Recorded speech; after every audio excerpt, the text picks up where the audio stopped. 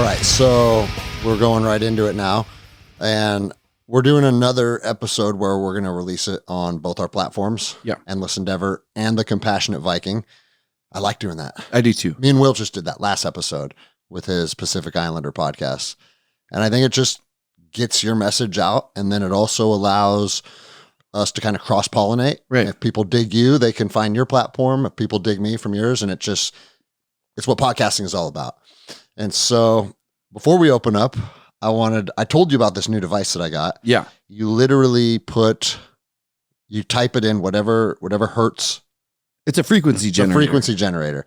And then you run it into a speaker and it just puts whatever frequency out into the universe, which is pretty cool. And so let's see. I don't know if that's going to come through. Oh yeah. Hell yeah. That's going to come through. So check this out. I think it's 174, okay, which is a pretty interesting frequency. So you literally just hit set 174. Okay. You feel that one? Yeah. That's root. That's root. That's root. It's down low. Which I just learned that last week. Okay. Yeah. But you can feel that one. That's like that's more of the vibration of what a drum's going to give you. I mean, obviously a drum's lower than that, but like I can feel it right, like take your belly button and then go like 2 or 3 inches below. You ain't kidding. That's factually accurate because that's exactly where it kind of resonates. I can feel it. It's fucking nuts. What's another one you want to try before we unplug Try this? 528. So set 528. Okay.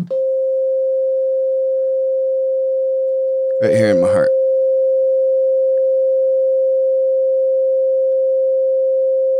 Yeah, you can feel it at a different place. Yeah, it's ringing in my ears a lot more because of higher pitch. Yeah. So that was one of my things I was curious about is pitch and hertz. Are they intertwined? Yeah, because I think so. I like the lower ones just make my body feel better. Right. And I'm not quite sure. I can't tell you any of the like knowledge behind it like you could. Hey, when this is playing, my body feels better. And that 174 one, that one hits, bro. Yep. Yeah. Okay, so I'm going to send you a PDF. There's a man named Royal Raymond Rife who he's from the early 1900s, and he had what's called the Rife machine, and he was going around healing people with frequencies. And I believe that we can still get, I don't know what it is, a piece of his curriculum or notes or something, but it has a bunch of the frequencies that he had found. So I don't know if it's every one or whatever, but there's still a bunch, and it's on PDF. I want to send it to you because it'll tell you like, I don't even know, dude, pancreatitis. It's like 174,222.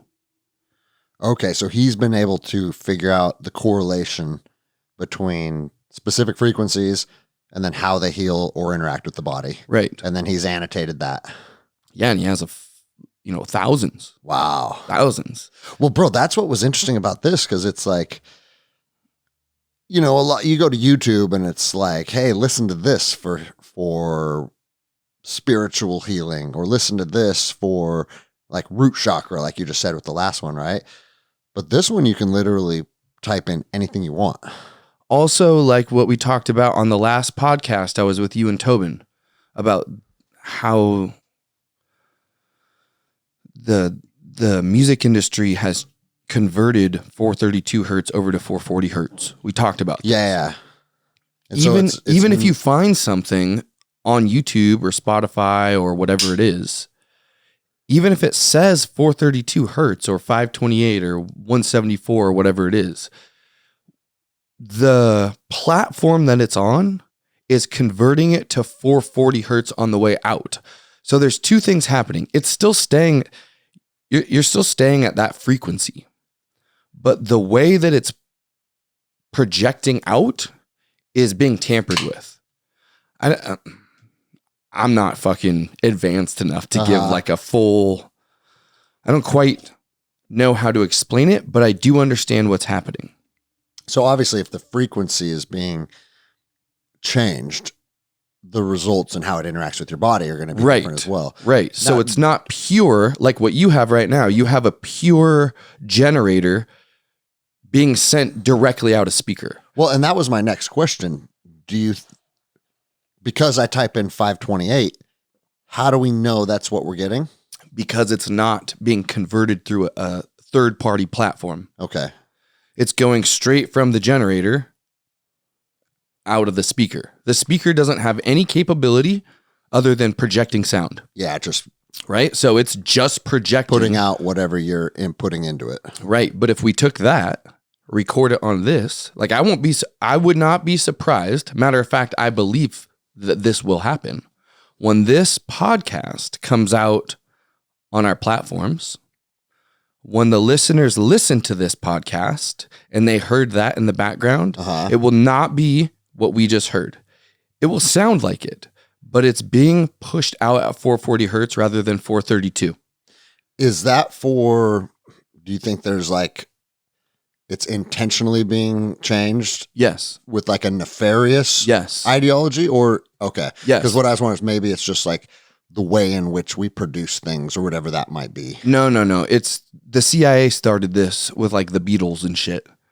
And it's part of like the MK Ultra mind program shit where it just causes us to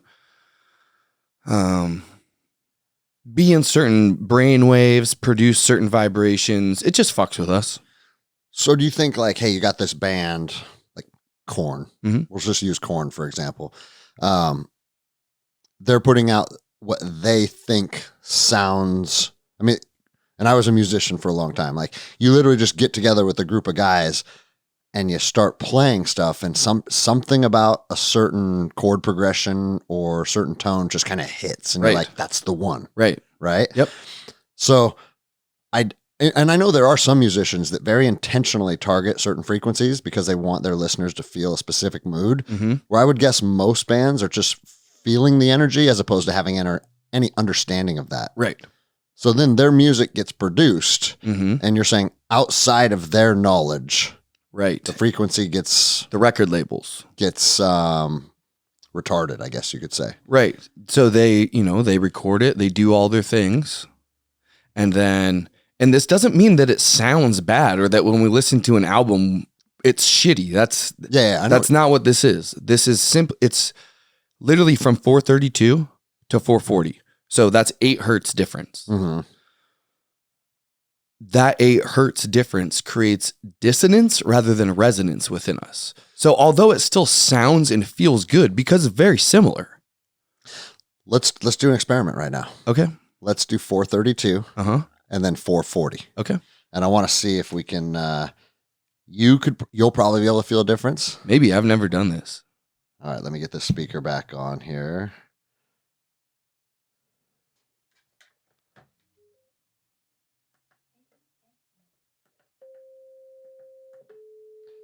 Okay. That is 432. Yep. Just let it resonate for a second. Feel it.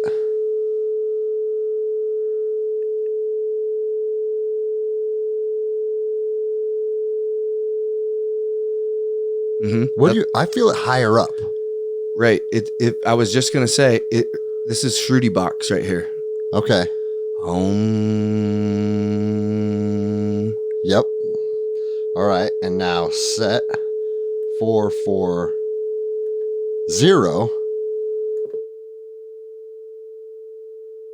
Whoa. It sounds the same, but it doesn't hit your body the same. You feel how it's not reverberating? It's not reverberating. Right. Whoa.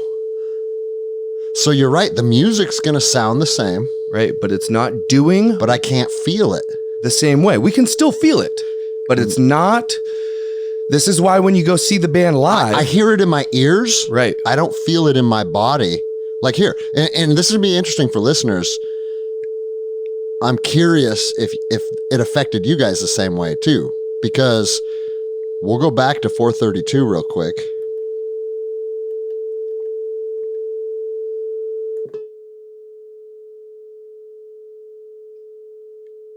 definitely hits different. It is.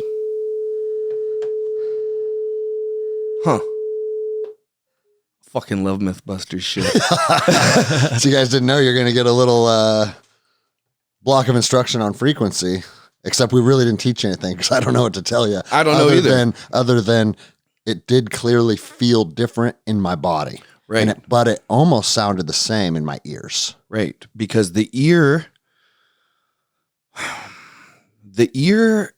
is very good, but nowhere near what's possible.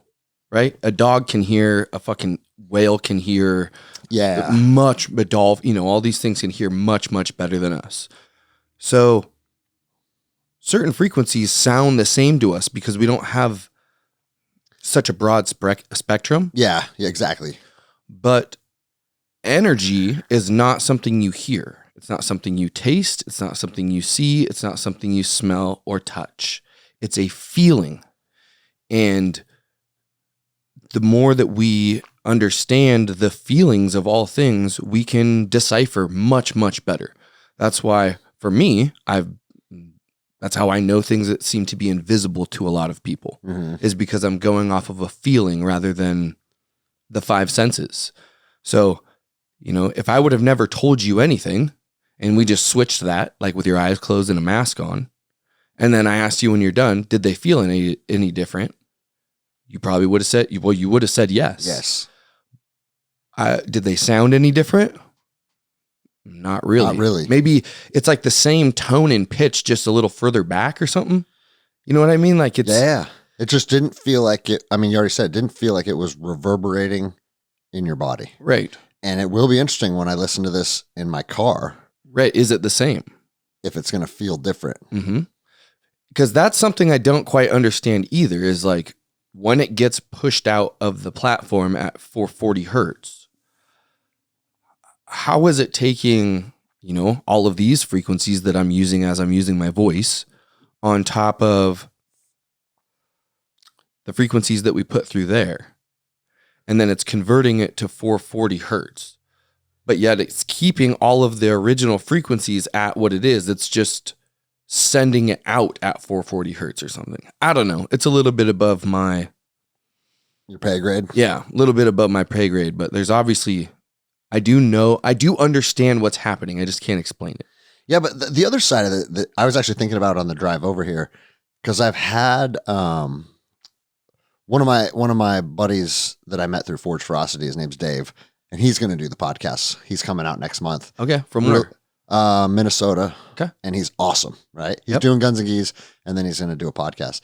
But one thing that he said, he goes, it's very interesting from an outside perspective, listening to your show from the beginning until now, really getting to be on this journey of growth with you. Right. Because you're not the same person anymore. No. Which is good, right? Like if you're not growing, you're dying. Yeah. And I was thinking the same thing in reference to you coming here. Because like when we we probably recorded 20 podcasts together at this point. Right. And it used to be a lot of government overreach and all of the corruption that's plaguing our societies. Mm-hmm. And we still dive into that sometimes. Mm-hmm. But man, you've taken your focus and such a different trajectory of healing and peace and love. And it's like, bro, you're not the same human being anymore. Mm-mm. And that's probably optimal, right?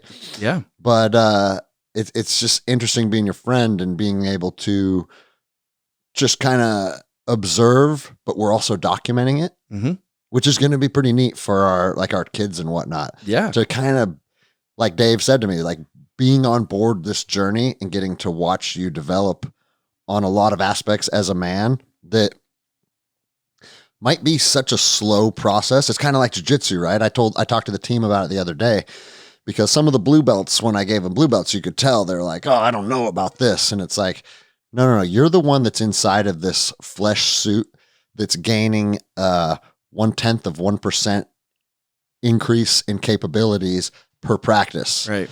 And you stretch that out over 2 years. It's hard sometimes to be able to see progress in yourself. Definitely. But the other people that are on the outside looking in, they can measure that a lot more efficiently than you can. Yeah. And it's the same thing with this journey. Right.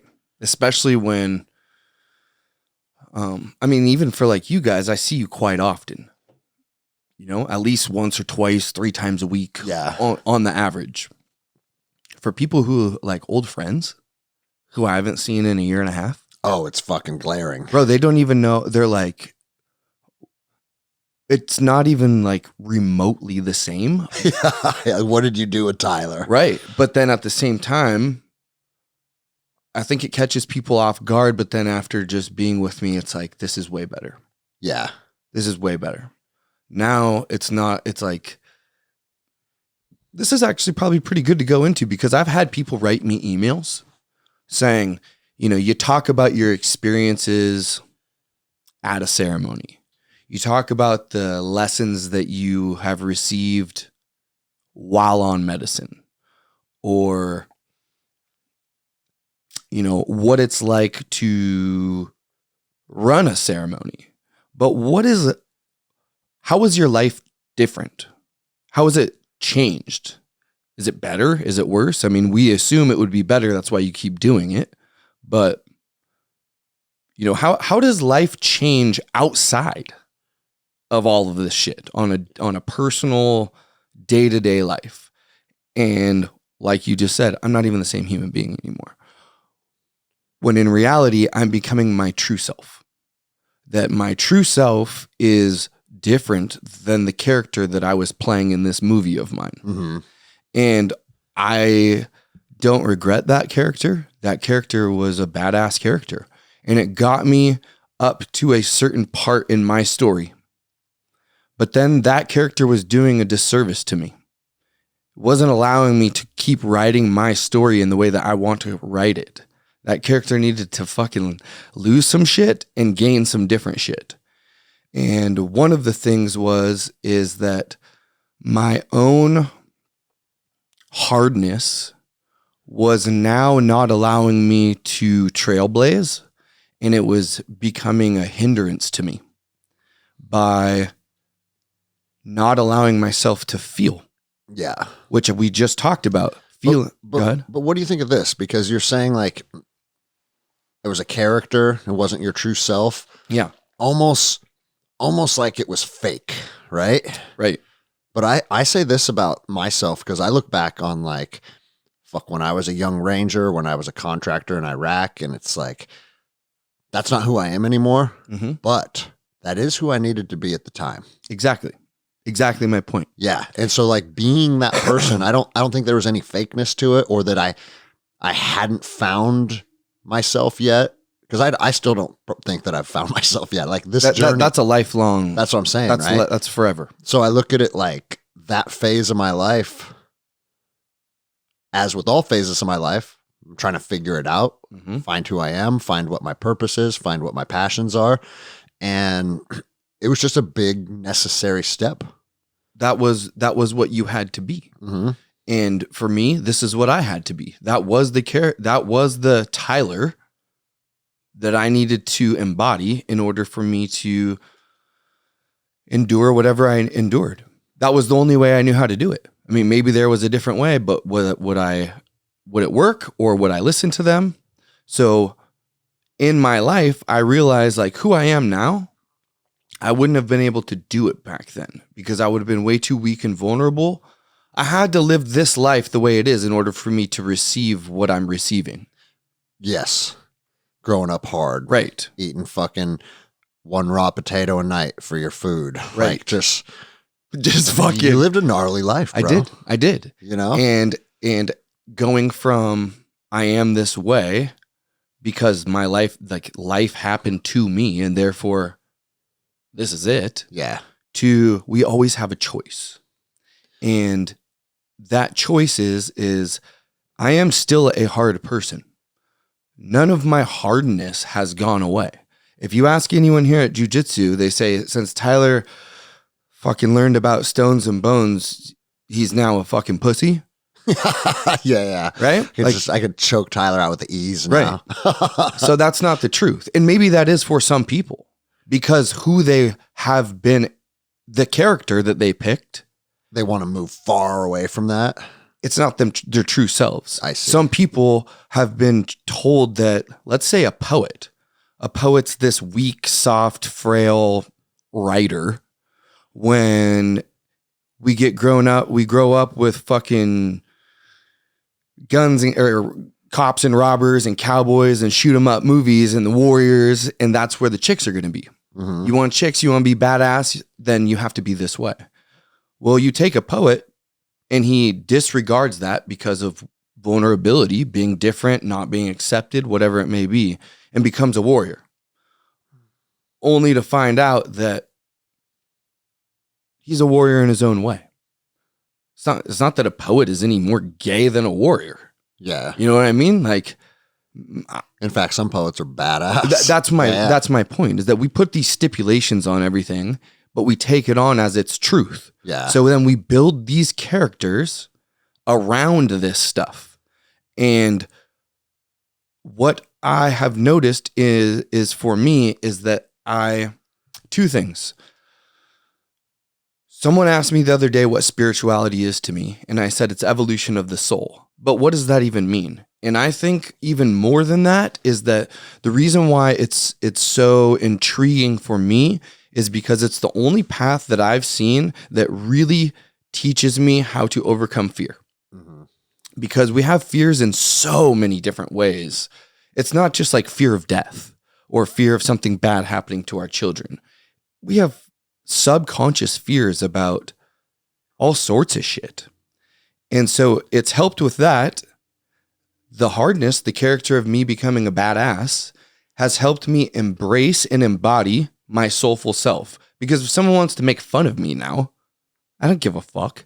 You want to try and fight me? What? Because I like to read books? Let's go, bro. Right? It's everything adds up for us to, continue growing our whole entire life. Well, bro, I don't know if we talked about this on the podcast or if it was just privately, but there was a part of me that was worried, like, fuck, man, I don't want to lose my fucking savage Viking brother. Right. And as you started to dive into healing, I was wondering, like, I wonder if Tyler is going to be less drawn to violence. Yeah. Because let's be honest, dude. Jiu-jitsu is imparting violence on each other. It is. And the reason that I had this, like, kind of this epiphany, I don't know if I told you this or not, or if we've talked about it, but I've rolled high, maybe 20 times. Like, I don't do it very often, especially because when I'm running the gym, I can't be high. Right. So you're being a leader. So on open mats, sometimes me and Kozak will fucking burn a joint and then we'll go roll. There was one time when I ate mushrooms. Mm-hmm. I've only rolled on mushrooms one time. Mm-hmm. And as I'm like trying to rip people's arms off and strangle them, my brain is literally saying, why do you like hurting people? Mm-hmm. And I was like, whoa, what? Because it's like, don't get me wrong, when I'm training and I'm not under any type of medicine or I'm not high, I don't think like, oh, fuck yeah, I'm going to hurt you. I'm going to fuck you up. I'm going to rip your arm off. But there is a ferocity behind my actions, with the end result being me making you quit. That's what I'm striving to do. That's what we're striving to do with each other, right. Is see if we can make the other man quit. Yep. And when I was on mushrooms, I had to kind of have a long conversation with myself. It was like, dude, what about you is important to make another man quit underneath you? Mm-hmm. Why do you need that? Why do you like that? Are you fucked up because you like that? And like, I had all these questions. And then I was like, I'm sure fucking Tyler's went through that too. Oh yeah. Oh yeah. And it changes, because before I realized that. So ultimately through this whole entire thing, it comes down to, like, I talk about wounds and traumas and all that shit. It always boils down to the same fucking thing. And it comes to your own worthiness. And it's layers upon layers upon layers. And every single human being that unless they're like enlightened ones, which there's only a handful on planet Earth, so you're probably not it.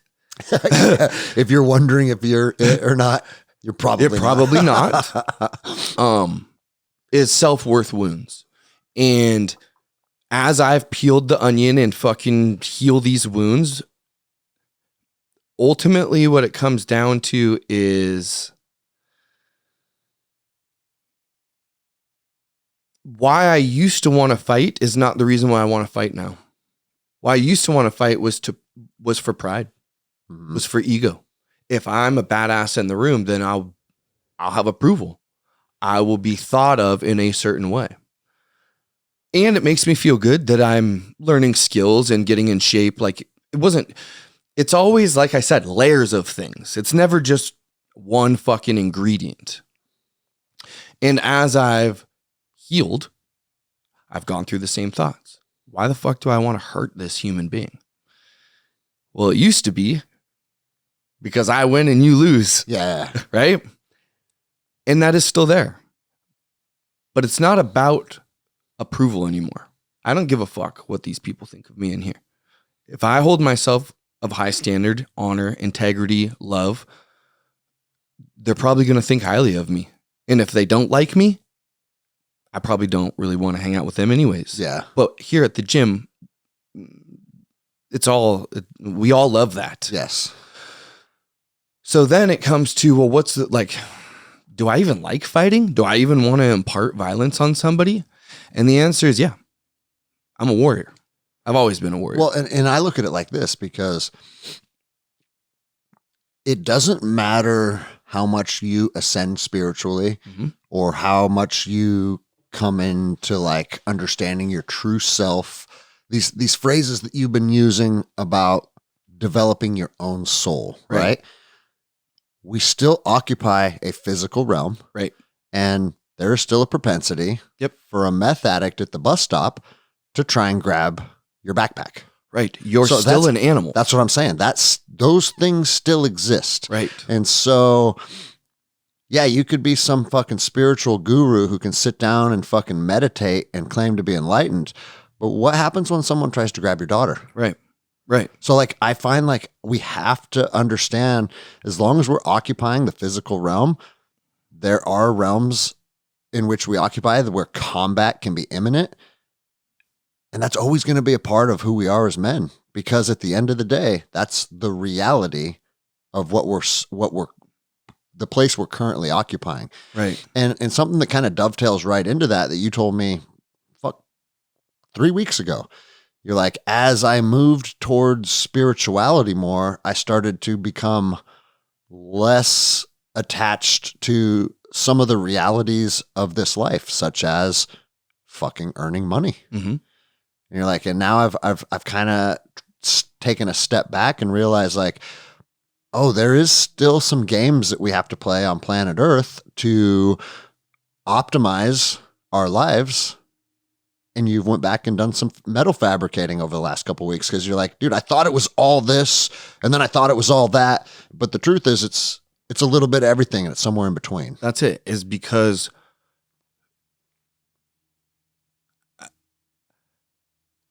I was taught, I'm not even going to say we, but I was taught that you always have to like choose one thing. Where you're going to go to school, what football team you're going to fucking be on, what instrument you're going to get, what, you want a hot dog, you want a hamburger, what do you want to be when you grow up? A doctor, a lawyer? Like everything is you pick one thing and then you do this one thing. Yeah. And for certain people, that's great. But for me, it was always, I fucking hated that. Even when it's something that I love. If that's what I have to do all day, every day for the rest of my life, shoot me now. Yeah. Even if it's something that I like. Well, bro, I've talked about it with jiu-jitsu. I've been in love with jiu-jitsu for over 20 years now. But there's been periods of time when I'm like, dude, fuck jiu-jitsu. Right. Because for me personally, and it's probably similar to you with the medicine stuff and ceremony and things like that, it's like, as soon as your livelihood is attached to what you are passionate about, sometimes that actually adds stress that doesn't detract from stress. Because I hear people say all the time, do what you love, you never work a day in your life. Unless you're doing what you love and you're having a real hard time paying your mortgage. Right. And your fucking car's getting repoed. Or in my case, I was fucking taking massive, massive amounts of money in loans. And it's like, okay, well, I love jiu-jitsu, but now I'm 75 grand in debt. Right. How much is my love for jiu-jitsu really benefiting my family? Mm-hmm. And I was able to weather that storm, and I had to go back to law enforcement. Everybody knows my story. And now 10 years later, my passion for jiu-jitsu is finally become something that's financially viable. Right. Now, is that simply, you hear entrepreneurs all the time say there's a period of time you just have to stack the hours and put in the work. Mm-hmm. And until you do that, it's not going to work out. So I think that was part of it. But I think another part of it too is learning how I needed to give my jiu-jitsu to the universe. Right. And I was doing it wrong before. Right. We all have to find our own value system. Where is Greg's value system the most viable? Yes. And I know exactly where it's flawed because my professors were Joao Assis and Marcus Buchecha. And they developed their value system first as elite competitors. Uh-huh.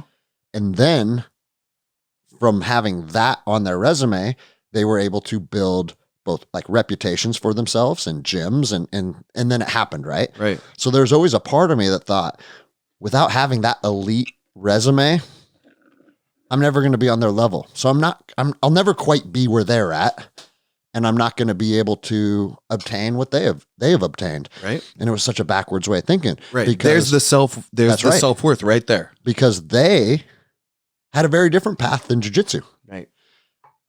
I know at fucking in my mid 40s, my time to be a competitor is all but over. Mm-hmm. Could I go compete in a local tournament with older dudes like me and have some good matches and have some success? Sure. Right. Right.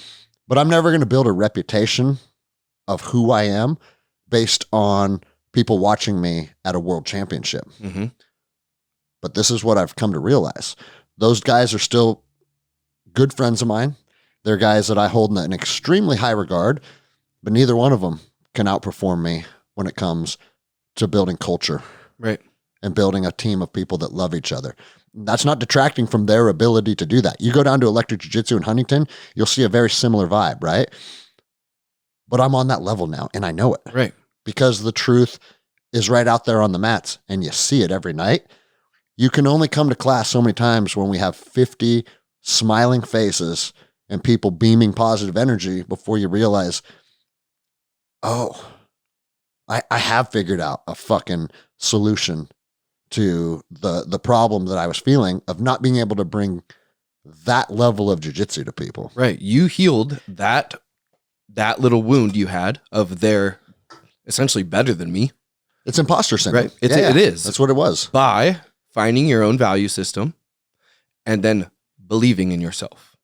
And then fate came into play. Karma. Yeah. Karma is action. It's what you do. So you started doing what your value system was showing you. I'm not fucking multi-world champion, but I know how to build a place, essentially a temple, that people are going to come to. They're going to learn fucking jiu-jitsu, and they're going to be more than just jiu-jitsu participants. They're going to build a family. And what you have here is something, unique to Greg Anderson. Everyone says, I haven't found this anywhere else. Mm-hmm. So that's the other thing about, I wasn't supposed to be a doctor. I am kind of like a doctor, a witch doctor, but not the doctor that went to medical school. I go to work because I spent a lot of time doing metal work and I enjoy it. I do. And you're fucking gifted at it. Right. It's one of my values. And so to deny it when people are asking for it, yeah, I'm doing myself a disservice by, I'm not a metal worker anymore. I'm stones and bones. Yeah. I was blocking my own energy exchange with the universe. Well, one thing that was very interesting about you going back to work is you said you kind of had this realization where it's not all of this versus all of that. It's I can do both, right? And I do enjoy an aspect of fabricating. Building something, creating something with your hands is something that is very fulfilling to a lot of people. Yeah. And you said you kind of had this realization and this conversation with yourself. And wasn't it literally the next day a former boss called you? It was like, Tyler, there's a job that I don't know of another human being that can do but you. Yeah. What do we got to do to get you back? Yep. Like, bro, that gives me chills. Right. Like, we talk about manifestation all the time. You're telling me you left the metal fabrication industry, what, a year ago? A year. And then you started thinking, you know what? There's a part of that I liked. And the next day, a guy calls you saying, you're the only guy that can do this. What do I got to do to get you back? Yep. And fuck, dude, that ain't a coincidence. No, it's not a coincidence. It's in the crazy part is there was a little bit, even me understanding that, there was a little bit of, I'm going to say, shame that I had to go back. I felt like I failed myself. Bro, I've walked that path because remember, I left law enforcement and opened the gym. Mm-hmm. Then I was going broke and I went back to law enforcement. And I went back to law enforcement not because of my desire to serve or my desire to be somebody that is out on patrol making our streets better. I went back to law enforcement, if we're being completely honest, because I was fucking broke. Yep. And I had a mortgage. Yep. And I had 3 young babies. And when you're going back to something out of a need as opposed to a want, there's going to be shame attached to it. Yeah. Yeah. Now, that doesn't mean that you can't do it well. Nope. Or that you can't enjoy the process. You know, everybody hears my story of the port and thinks like, man, fuck the port, right? But up until myself and the port had a different point of view and we had to go our separate ways, I actually enjoyed that agency. There's a lot of good people in that agency. Right. But I wasn't there for the right reasons either. Mm-hmm. However, I'll say this too, when you're not somewhere for the right reasons, it does make it easier to walk away too. It does. It does. So then I get to work and there's times when I'm like fighting myself. My brain's like, how the fuck am I back here? How did this happen? Well, the difference is see, it's all coming full circle. I'm starting to get a greater understanding of what's happening and why this happened. When I was learning about this thing that I remember being a shaman, I could no longer, and it hadn't even got to that point yet. I just was at work and it's like, I'm not supposed to be doing this. This isn't what my purpose is or whatever. Then I got laid off. Then I spent a year fucking uncovering this stones and bones shit. And then I go back. And for people that, I know most of my listeners know who you are because you've been on the podcast a lot. But for people that are just tuning in, because we get new listeners all the time, when you say shaman, you really dove into learning about plant medicines, how to administer plant medicines, how to host ceremony, and then you've been helping people. Oh, yeah. A lot over the last year. Yes. And I know it's true because I've heard from more than one person. You know, David did the episode unpacking how much your ceremony helped him. Right. So you moved from being part of a union and fabricating metal to helping people heal through plant medicine. So that's the transition we're talking about. Right. If people aren't familiar with it. Right. And some people will ask like, what made you decide to do this? And it's like, dude, I didn't decide to do this. I truly believe that that a human does not choose to become a shaman or a medicine man or an oracle. It's just a part of your soul. And so a lot of times, even things like, how did you learn all this so fast? How do you understand? And it's like, it takes a lifetime to learn something. It takes a moment to remember. I'm not learning these things. I'm remembering them. I know that we live in a society that doesn't understand like souls and spirit and energy and reincarnation. And we have, most people who believe in heaven and hell, and that doesn't correspond with what I'm talking about. So there's a lot of muddy waters. But most of the things that I am speaking upon my podcast or your podcast is not something that I've learned in this lifetime. It's I remembered. If you've known jujitsu in your past life, and all of a sudden one day someone shows you a fucking double leg takedown, and then from that point on, you're like, I remember how to do this. And you can do a legit double leg takedown. You didn't learn the takedown. You remembered it. Someone showed you, something happened, and you go, boom, it's there. Now, that's actually an interesting perspective because there are people that come in here with no background. And it's like they just inherently know how to fight. Right. And those people always shock me because it's like, wait a minute, you told me you never trained before. I haven't, bro. And you can tell they're not lying to you. Right. But how do you have the intuition to know to protect your back? Right. Or defend the choke properly, or like a lot of little nuances. Because they were a warrior in a past life. That's interesting, dude. Yes. So, anyways, I came across, I remembered all of this shit, and now I'm back at work, and I can't not be like, I can't not have stones and bones. And that's the shaman part inside of me. Like I can't turn it off now. So many, many times I will be in conversation with a human being and be completely unconscious of what my higher self is doing.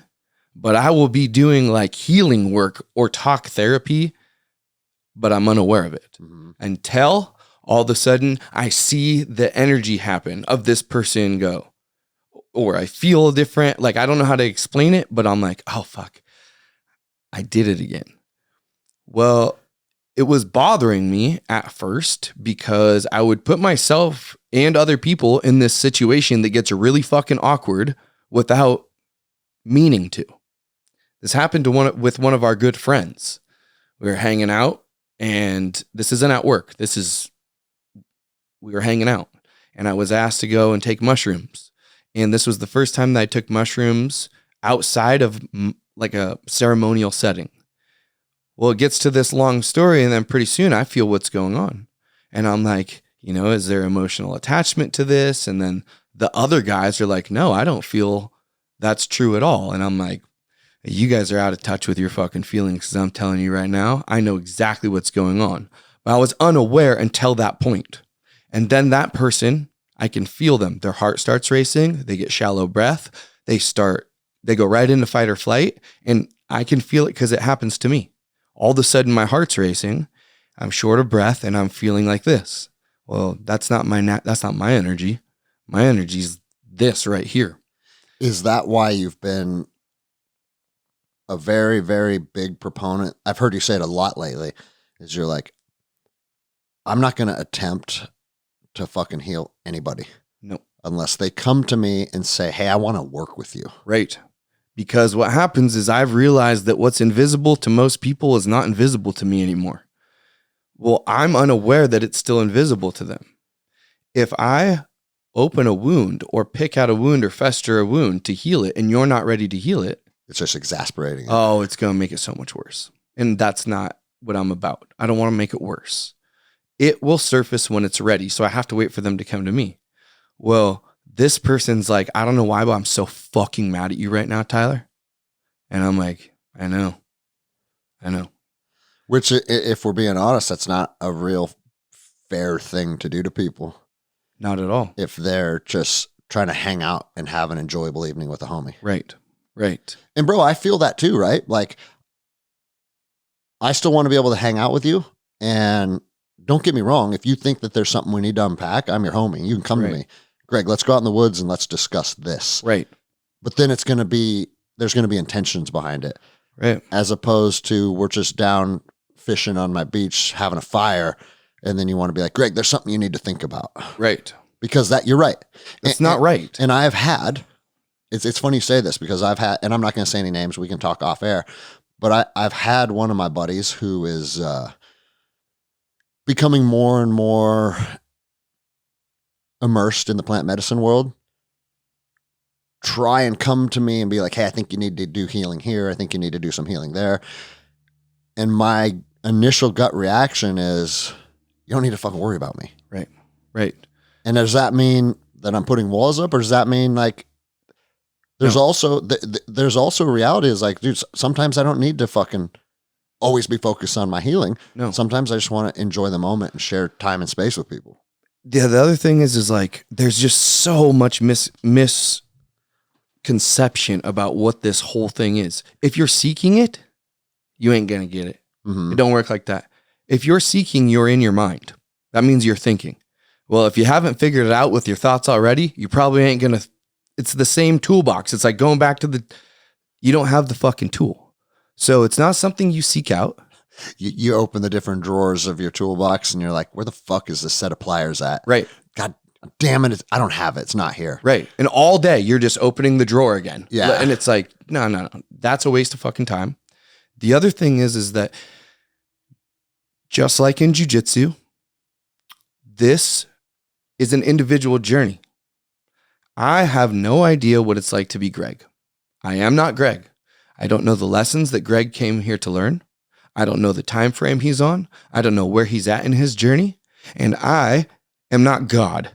So I'm not going to interfere with Greg's journey of jiu-jitsu in the spiritual jiu-jitsu. He will learn what he's supposed to learn when it's time to learn it. That ain't up to me.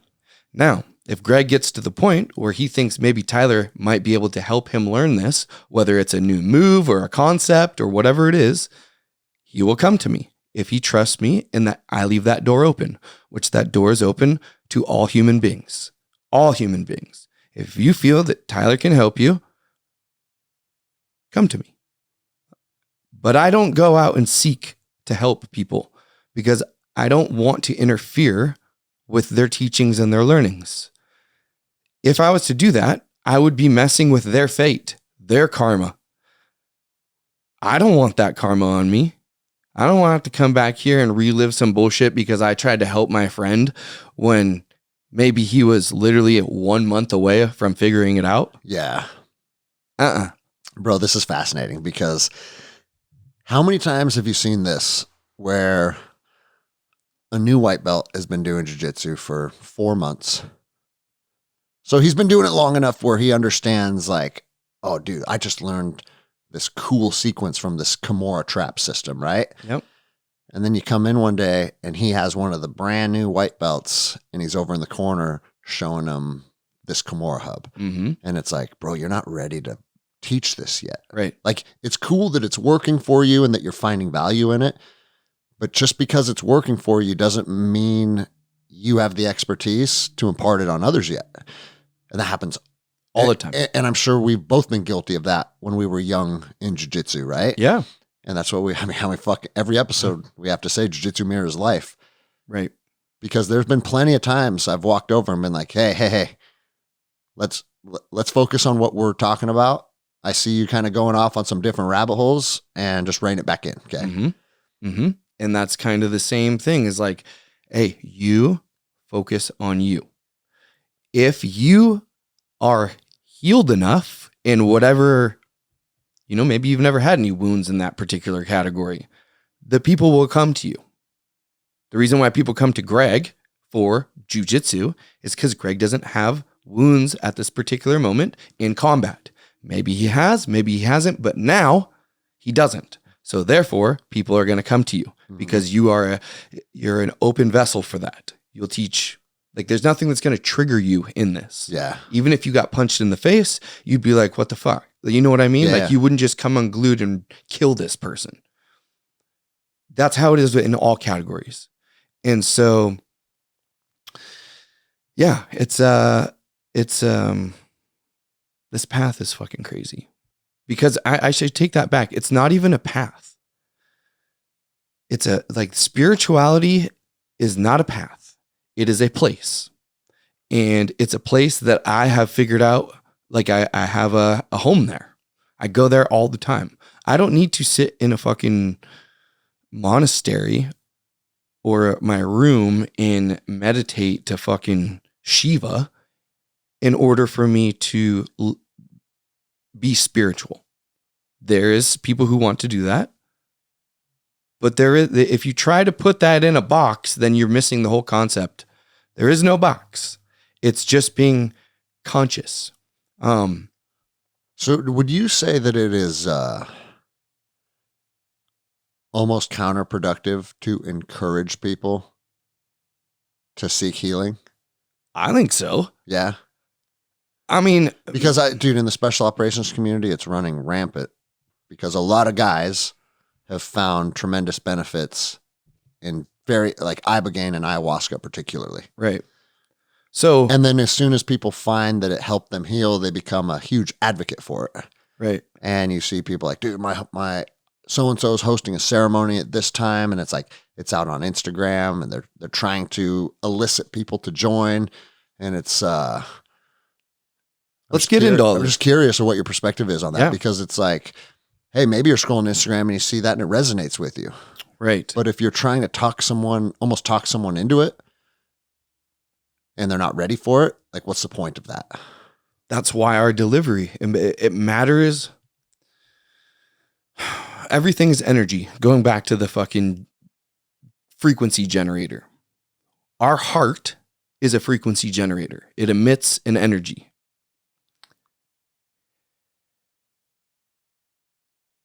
When we are going to seek to heal other people, we are coming from a desperate energy, a lack thereof, a scarcity, a worry, an insecurity, whatever it is. So if you're wanting to, that's a negative energy.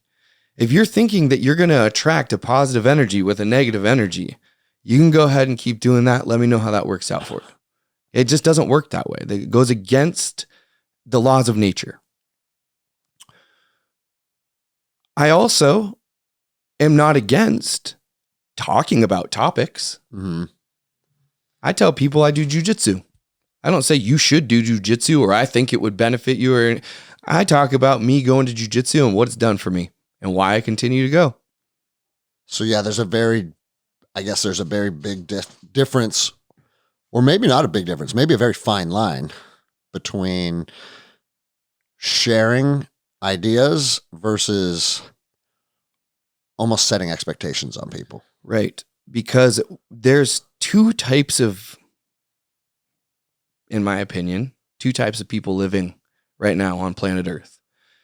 You have the people who are into salvation living, and then you have people into you earn your own enlightenment living. And what do I mean by that? In a monotheistic, dualistic world where there's good and bad, heaven and hell, righteousness and evilness, then once again, you need to pick a side. And if I'm taught that I'm going to go to hell for eternity if I don't do X, Y, and Z, then I'm always living in a place of fear because I never know. And if I know that you don't believe in what I believe and I love you, I'm going to do everything I can to convert you because I know that you're going to burn in hell for eternity. So even if that's not in our conscious, our unconscious and our subconscious has been running this program since we were little, whether you went to church or not. I didn't go to church growing up, but I still had this savior complex of wanting to help the people that I love, but not from a place of watching them succeed as they earn their own enlightenment, but as a place of scarcity, as in, I'm going to lose them, or it's always about me. Yeah. This ain't about me. This is your journey, and this is my journey. So I'm not here to convert anyone. There's nothing to convert to.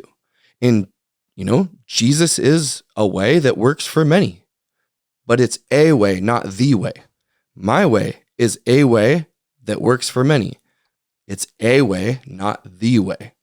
I'm not here to tell anybody how to live their life, what they need to fix, how they need to change things, unless they come to me or me and them are interacting in such a way where they are directing energy at me in a way that I don't like, which I'm going to have to set a boundary, then we can either go into it or we can simply leave it alone. Yeah, go our separate ways.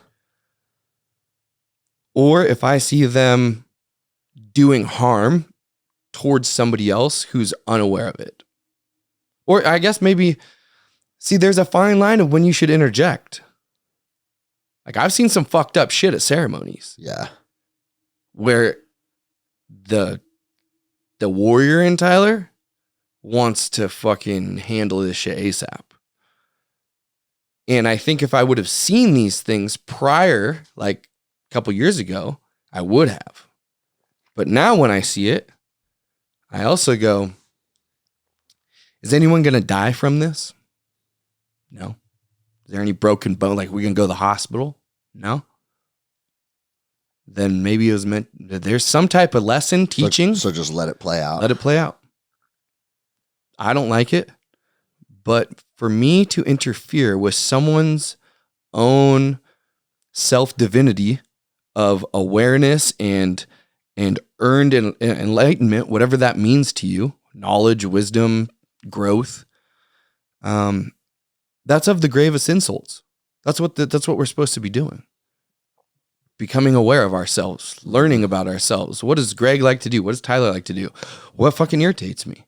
And so if there's a lesson that's going to be taught that you've called in for you to fucking expand, and then I go over there and shut it down, then once again, that's like really bad juju for me.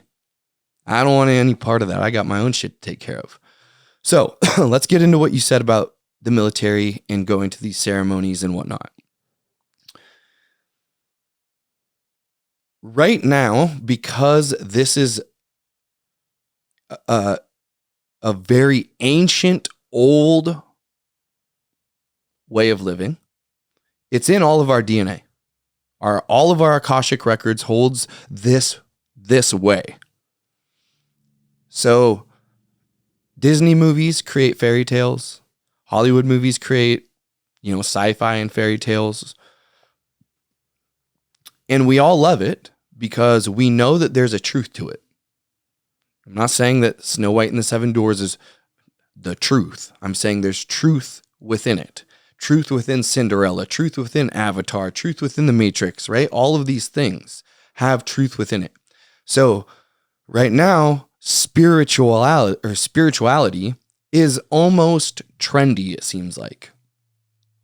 If you're doing spirituality for a trend, this is going to lead to downfall, because this is about, you're going to uncover things about yourself that if you're not willing to see the fucking truth, it is going to wreck you, is going to make it worse.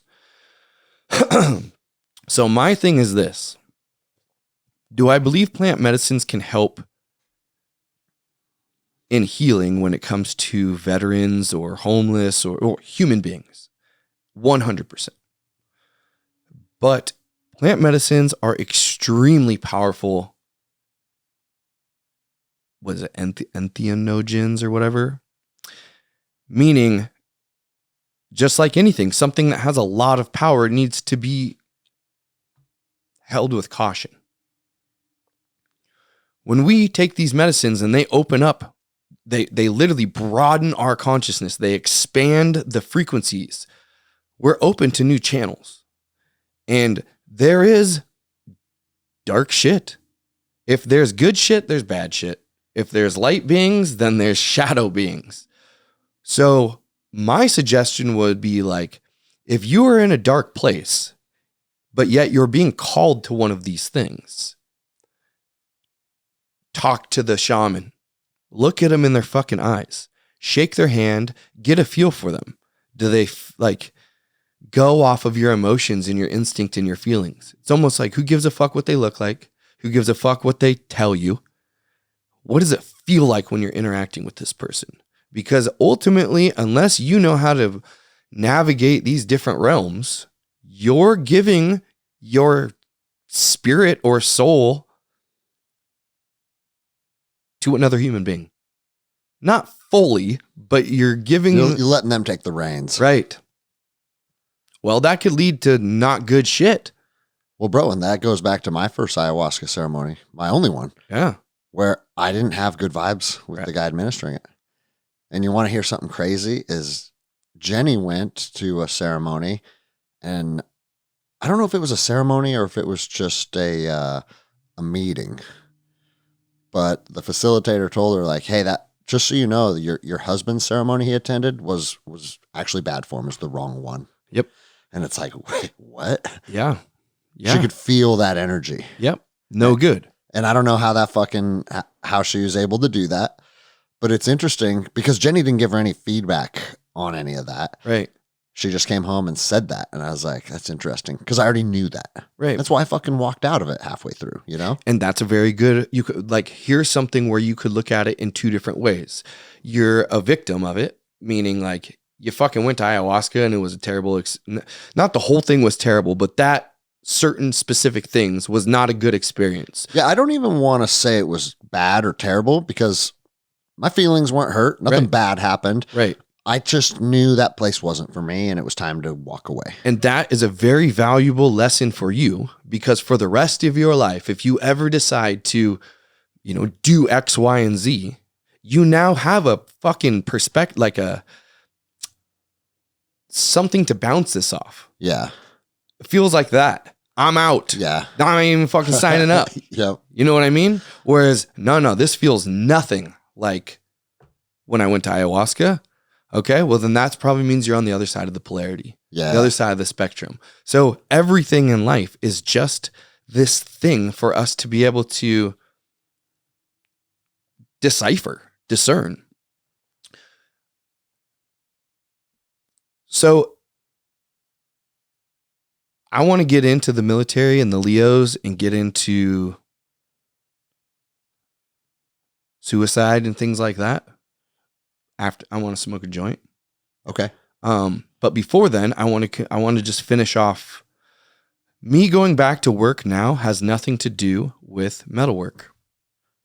Metalwork is the value that I have that allows me to go to the places that I'm going because I realize that I'm stones and bones at work.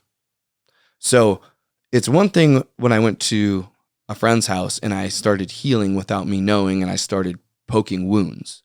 I had to have that happen for two things. For one, a month later, that person came to me and was like, you were right. How the fuck did you know my deepest, darkest secrets when I didn't even know them, which created a lot of fear and vulnerability. And so we hashed that out. But now that I'm aware that that's something that I do, I'm now conscious when I'm talking to people. Where am I going with this? Am I just fucking hitting straight for the wound? Because I don't want that. But I also am now aware that I can, depending on how this person responds to me, it's emotional intelligence. I can see, like, we can get a little bit farther because ultimately this is always coming from a place of love. There's been multiple times now on the construction site where I've had to fully go into stones and bones and do healing because they've asked me to. I had one guy, fucking metalhead from Granite Falls, mohawk, long ass mohawk, shaved on the side. I had him breaking down in tears in the middle of the construction site and was like, what the he finally asked, like, dude, what are you, like, what are you? What is going on? Because I just have a hard hat on and a fucking high vis vest. I'm Tyler. And this dude was like, bro, they're like, you're doing something. And I just said, so maybe when you reach, I don't know if the pinnacle is the right word, but as you start to develop your skills as a healer, maybe plant medicine's not even necessary. No, it's not.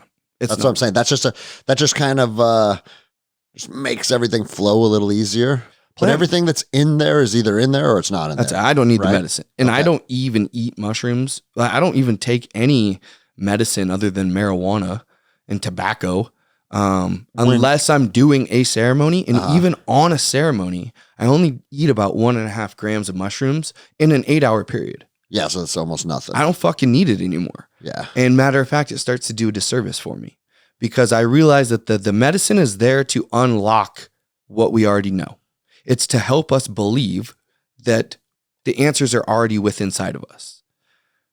Which is what most people will tell you that are, like David said the same thing. Right. You know, it's like the plant medicine kind of unlocks the door, but everything's already in there. It's already in there. That's always a remembering.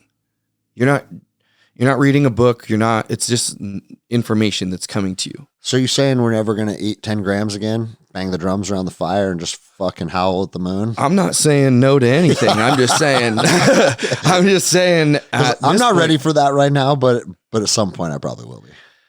The thing is too, is so what I'm getting at is that also on this place, as I'm not like many people who are trending in the spirituality are going to this place. Like they're going to take a vacation to Bali for a night or two or a week. And then they go home and they go back to living however they were living. Being a tourist in the spiritual world is just, I mean, sure, you got to check it out, but it ain't going to change your life. There's so much more to it. It's a place that I live. I'm always thinking about my thoughts. Always. Are these positive thoughts? Are these negative thoughts? If I say, oh, I have to go do a podcast at 12 o'clock with Greg, even if I think that was happy, what I just said was negative. Most people don't even understand that what I just said was actually negative. I have to go to a podcast at 12 with Greg. I have to. The have to is in a negative energy. Mm-hmm. That creates things in my life. Is that I have the opportunity to. All these things, even if it's washing the dishes. Our thoughts is the beginning of this.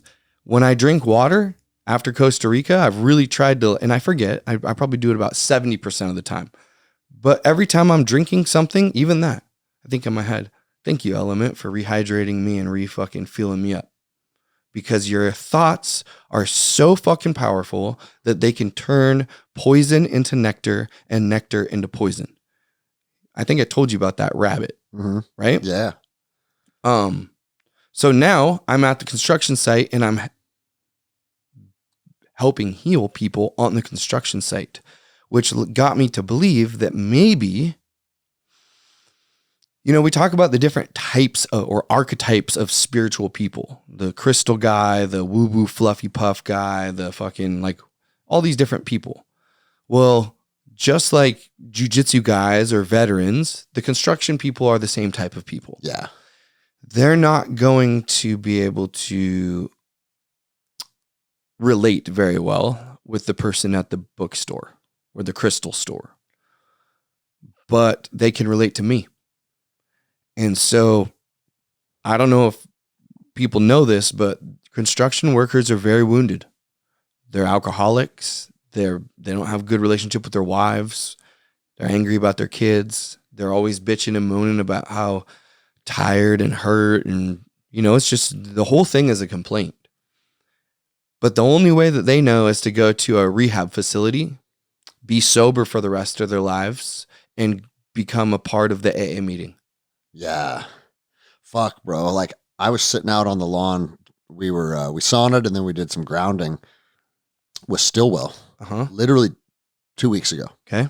And what's after your apprenticeship? So you're a journeyman now? So he just got that, right? Okay. He's stoked about it. Yep.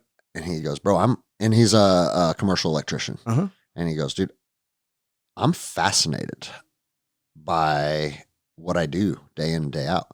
He goes, and he's a very smart person. Yep. Right. And he goes like, when I'm running wire and doing like, he started using some technical terms. He's like, dude, it's like solving a puzzle, but it's also creating something at the same time. And I'm fascinated by it. Mm-hmm. And he goes, and my coworker that I was working with yesterday, we were on the same job doing the same thing. And he goes, he was bitching the whole time about how he's hungry, this is stupid, I can't wait to get home. And he goes, and the whole time I was thinking like, this is actually really interesting to me and I'm having fun. Mm-hmm. And then the byproduct is I'm also getting paid very, very well. And my wife and my 2 babies get to have a nice house because of this. So I'm in the moment pretty interested in what I'm building, and my family is benefiting from it. He's like, this is all good things. Yeah. And then the guy right next to me, occupying the same space, doing the same thing, was fucking all mad about it all day. Right. And he's like, it was just a pretty interesting like dichotomy to watch play out in real time, because the only difference of what we were doing was how we were perceiving it. Your thoughts. Yeah. So this is why your thoughts literally create your reality. What we see out here is just like virtual reality goggles. This is the lens. This is all a projection from inside our brain of the energies and frequencies on the outside coming in, and then we decode it, and this is our TV screen. So it starts with the thought. That's the highest form. His thought is all of this shit, and it trickles down until he projects a full day of misery. Yeah. Whereas Stillwell is projecting a full day of gratitude. Yeah. One is not tired. I guarantee you, if you ask them how they felt at the end of the day, Stillwell's full of energy. He's ready to go home. He came to practice that night. So there you go. Exactly. Because he's whether he's conscious of it or not is irrelevant. He, in that particular time, was flowing with the natural source of energy. Mm-hmm. We always have a choice, always. And that person wanted to be a victim. So let's go. I'm going to go smoke a joint, and then we'll talk about military guys. Yep. Let's do it. All right. And we're back. You grabbed a watermelon element. Yep. And ads are only in the beginning of the show. Well, check this out, element. I've never had this before.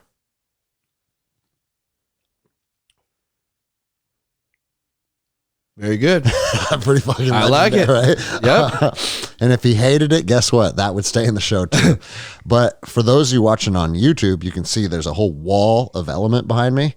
And I don't know if I told you this, bro. They sent us 1,000 cans as a way of saying thank you for being an element top producer.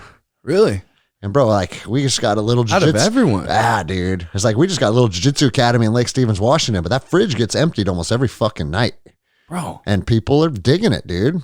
And that's what I love when like the best foundation for entrepreneurship is when a company, and Element is created by a jiu-jitsu brown belt, big fitness guy. He puts out a product that helps people. Yep. While simultaneously creating a good livelihood for him. Everybody wins. That's amazing. That's one thing too about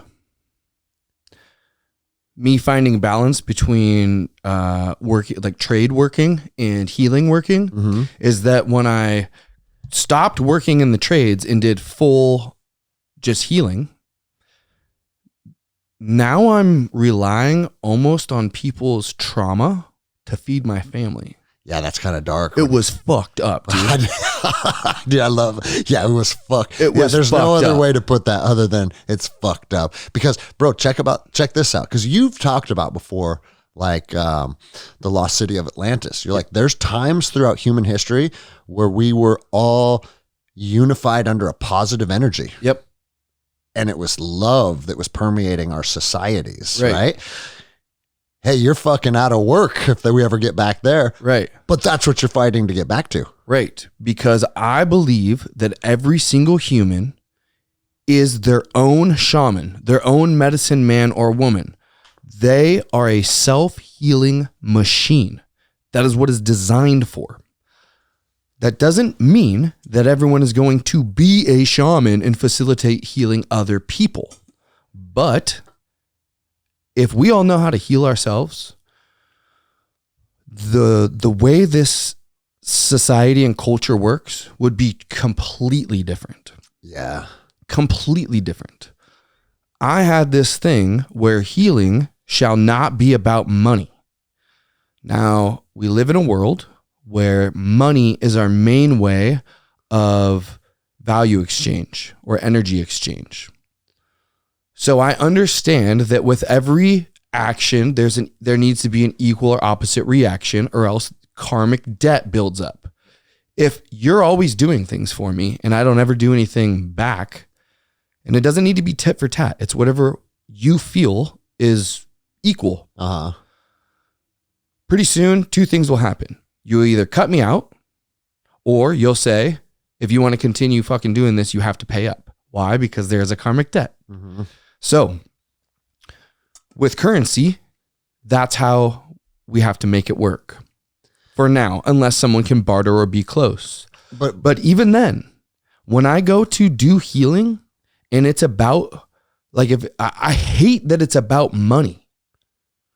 I feel like healing is supposed to be about me wanting to see another human being grow, succeed, progress, be happy, thrive. Yeah, but the other argument of this is, well, the place in which you host ceremony. You had to get a 10-acre plot of land. You had to do a tremendous amount of logging, building your lean-tos, building your fire pits, like. But most importantly, you're giving a substantial amount of your time. Bro, it's one of the hardest things I've ever done in my life. That's what I'm saying, right? And so, and dude, if I win the Mega Millions tomorrow and I'm worth $300 billion and I never have to want for 1 cent ever again the rest of my life, I guarantee you, if I said, hey, electric jiu-jitsu is free for everybody from now on, it would hurt the culture. You know why? Because people don't feel like they're earning it. Right. And attaching a value to something, which a membership here is $150 a month. Right. For most people in today's society, if they want to prioritize something, $150 a month is within their wheelhouse. It's within their capabilities, right? As soon as something is free, not everybody, but a lot of people on a subconscious level will now devalue it. Right. Because oh dude, Greg's gym is free and I don't feel like fucking going tonight. But hey, you know what, dude? I had to work a full 8-hour shift to be a part of this team. And it just makes it a little more valuable in your heart, knowing that to be part of this team, not only do I have to earn it on the mats, but there's a little element that I have to earn off the mats too. Right. There's an energy exchange. Yeah, exactly. It's reciprocity of energy. And I was talking to my buddy Charles about this, who is another one of Joel's black belts. And he said that he's noticed that the academies that charge more actually have like a better energy to them. And that almost sounds kind of backwards, right? Yeah. Because we were talking about it, he goes, make sure you don't undervalue your gym, bro. Don't undervalue yourself, because you undervalue yourself, other people are going to start to look at that. And even if it's on a subconscious level, oh, that gym's only $80 to go to. What's wrong with them? Right. Which is kind of strange, but I think it's all.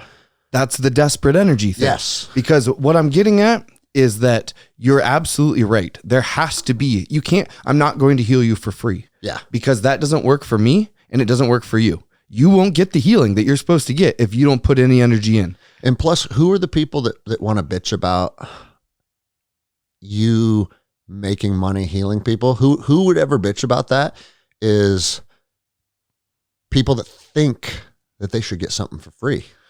It's not that. It's my own thing. And this is why I don't want to.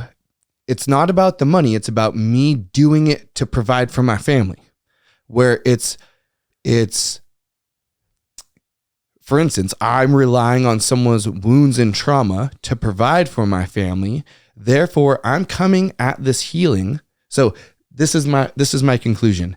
Anybody who is like, no, I don't want to say that. That's wrong. That's wrong. Okay. What I'm trying to say is that when I am doing healing solely for money and money alone, I'm coming at it from a desperate energy of, in order for me to be able to live my life and provide for my family, I have to have this going on. So then it becomes a burden and like a job, and I feel like I don't have control of the situation. It's did I do good enough? Was it worth it to them? What kind of review are they going to give me? All of this stuff. Now, when I realize, no, that is what it is. This is how much it costs in order for me to feel good in my heart about doing this. This is what it is, period. And I don't rely on that. That's just another fucking thing in the toolbox. Just like I don't rely on the metalwork. It's just another thing in the toolbox. I'm not coming from a desperate energy. I come from, this is what it is, and this is my value system, and here's where the energy exchange is. And if that works for you, fantastic. I can't wait to work together. If it doesn't, let me know when you change your mind, or best of luck, brother. We're not congruent. Right. And so that in itself is also a lot different than these retreats that I see constantly put on with all this glamour and glitz, is to attract people to be coming all the time, because that's the only way for them to survive. Yeah. And we've talked about it on past episodes where like you'll have people at retreats that say, this is my 117th ayahuasca ceremony. Yeah. And it's kind of like, Now, here's the thing, if you just like going, hell yeah. Right. But don't. Ayahuasca is quite the drug to just like to do. I kind of liked it. But again, I've also had people say like, hey, just because one ceremony went one way doesn't mean jack shit about how the next one's going to go. I have never had one ceremony ever be the same as any other one. That's what I told David. I was like, man, I want to get some of this and just go out on my river, float the river or something, And he's like, Greg, don't do that. Yeah. Don't do it. No. He goes, as a friend, I'm telling you, and I'm asking you. Yeah. Cause that's wrong. That one in particular is opening very powerful receptors to new energies and channels. And that's one where it's like, you just want to have a guide with you. That's exactly what he said. You just want to have the right people. Yeah. Well, fuck, bro. I mean, let's get into this. It's an hour and 20 minutes now, and I like to keep the shows about 2 hours. Yep. But that gives us a decent amount of time to dive into this, because something that you came to me the other day, and I don't know if you said this because I just lost a friend to suicide a week ago, or if it was already on your heart prior to that. Yeah. But, Giorgio Carrillo was friend number 7, who was a veteran that took his own life. And that happened 2 weeks ago for me. And it's funny because on one hand, I thought I was starting to get kind of used to it. Mm-hmm. But what I realize is I'm used to it when I have friends, and I'll show you something that one of my former Ranger platoon mates posted on Facebook like a day or two ago. It was just dark as shit. Very clear that he is struggling. And then he wrote me a DM, and it said, why does everybody from the regiment hate me now? What did I ever do to you guys? And I didn't even respond, because I've never done anything to him. I've never given him negative energy. I've never voiced disapproval to him or how he lives. But for some reason, he's drawing the conclusion that the people he served with no longer like him. And for me, that's like a pretty big indicator, like, oh, the darkness is starting to get to him, right? Well, why didn't you reply back to him? I will, but he came at me with like victim mentality, and I didn't want to engage in that. I don't want to be like trying, oh, no, bro, I'm here to talk you off the ledge. Like, I'm kind of tired of that, dude. If I'm being completely honest, I'm kind of tired of it. Right. But then with this one, Gio was the opposite. And I sent you his speech. You said you watched a couple minutes of it. I watched like probably 20 minutes of it. Where he has really become an advocate. Like, he does TED Talks, and he had a huge following, and he's on stage, and he's going to veteran like regattas where he's speaking about overcoming your darkness and tools and all the things. And everybody thought he was good. Come to find out, that was all a front. I don't know if that's a right thing to say, because he was doing good work. He was putting out a good message. But when you watched it, you're like, hey, he's saying things, but his heart's telling me something else. I didn't know it was your friend. Oh shit. Okay. You said something about your friend, and then you were like, I can hardly watch this. And then I hadn't put the two of that was your friend.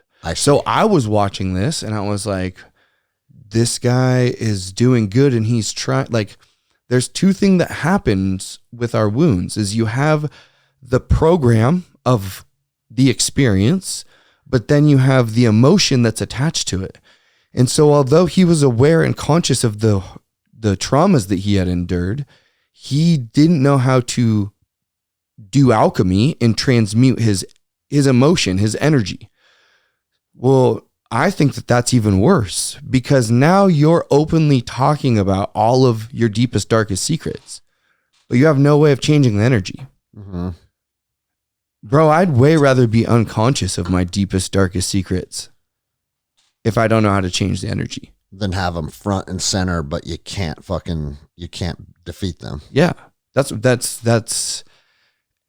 one of my big things with this spirituality shit too, is that these medicines will show you what your deepest, darkest fucking secrets are. But not very many people are helping the individuals learn alchemy and transmute that energy. Because when you transmute the energy is what gets you out of being a victim and being able to be a victor. And then now you can actually see that energy within other people, which makes you a leader in holding the higher vibration when interacting with these people. The reason why the people who come to me are coming to me is because I've healed these wounds within inside myself. So now we share the same energy, but I'm holding the higher octave. And now people will come to me and talk to me about these things, whether it's addiction or suicide or fucking sexual abuse or whatever it is, because I'm not being triggered by it. Mm-hmm. Which for him, it was all of the above. Right. He's being triggered by speaking about it in public, knowing that, people are going to call him mean names and make judgments towards him. See, it even makes my heart's racing.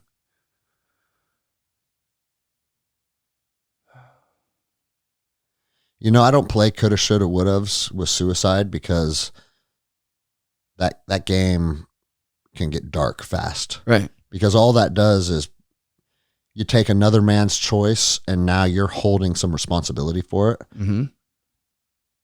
And there's really no point for that. Like I found that the only thing that does is make me feel bad for maybe not making the choices that I should have. And it becomes shoulda, coulda, woulda. And after the fact, that does no good for anybody, right? No, because like I said, is that we don't know what Gio's life lesson was. Maybe Gio learned his lesson and so he's out onto the next fucking avatar. Uh-huh. Like we don't know. We have no idea what everybody's lessons and teachings are in this soul evolution. So yes, it's traumatic and it's terrible, but there's always a silver lining in everything. This is alchemy. This is getting out of victim to victor. I've had more shit happen to me than most people I know. Do I seem like a victim to you? Probably not. Yeah. But I was once. So when you say alchemy, I mean, the traditional thought is like when people were searching how to turn lead into gold. Right. And it's the energy inside of yourself. Each chakra system is representative of planets.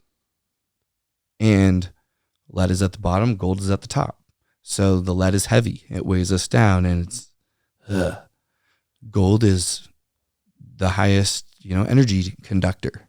It doesn't ever corrode. It's gold. And so the oldest magic trick in the book is to turn lead into gold. Well, yeah, you could do that in the physical, sure, if you're a great alchemist. But it's also the energy in itself. So the energy is like for instance, because I can feel the way that I feel. When we first started talking about Gio, I could feel massive amounts, and I still do, compassion and empathy and understanding and like no judgment. I see so many of the same things. It's a fucking reflection of myself. And that's heavy on my heart. I can feel like, oh, this is a lot of energy. But I can also give him thanks and love because he just sparked something within me to come to you to address this on a bigger fucking notion. And he is now essentially, due to his own fucking death, able to spread this information of how critical it is. If we don't essentially learn this, it doesn't matter what we do. That guy's been trying to fucking beat that his whole life. Mm-hmm. I'm sure he's gone to a doctor before. I'm sure he's gone to a therapist before. I'm sure he's talked to a counselor before. All of it. Lots of times. Exactly. And I know because I was there too. And whether he did it intentionally or unintentionally, that's what's bound to happen because we just keep filling ourselves up with more lead. We don't have a real way of getting to the root of the cause. He talked about sexual abuse on that video. Mm-hmm. I can talk sexual abuse because I was sexually abused between 9 and 10 years old. I have addressed this. I have healed this. And I felt like a tainted soul. I felt like a fucking gross. And that I've done things that I'm so ashamed and guilty of. And people would make fun of me forever and call me names, and Greg wouldn't be my friend. All these things that we make up in our head. Because another man put you into a scenario where you were forced to be sexual with him. Yeah. And and part of our brain feels like, even though you're the victim of I was going to say a crime, but you know what I mean? A victim of circumstance, we always harbor a little responsibility for that. That's where that's where the alchemy comes in, is that at some point, I played a part in this too. Because here's the deal. It happened for 2 summers. I had to go back. I got smells. I got tastes. I got thoughts. I got pictures.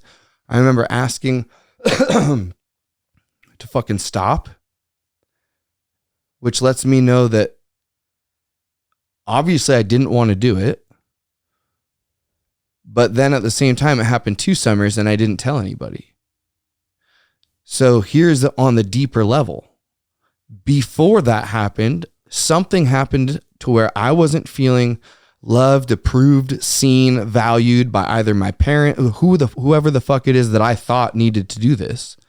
And my step uncle came along, and I was feeling approved. Yeah. I was feeling seen. So if we're being honest, these people are preying on little boys and little girls' vulnerabilities. Right. Because, on one hand, you're saying like you played a part in it, right? Yeah. But you're also 9. Right. Here's the deal. Is it right in any way? No. But I also need to own up to my own thing. And this is where I start to get out of it, of what is the teaching? Am I a tainted soul? No. Have I experienced something that's really fucked up that I have memories of for the rest of my life? Yeah. Does it define me? No. Am I a faggot? No. Am I gay? No. Do I like men? No. Well, how do I transmute this though? Because it made me angry that this happened to me. I had to see big picture. I had to see that this person who did this to me also had this done to them. This is how perpetrator works. This is called generational curses.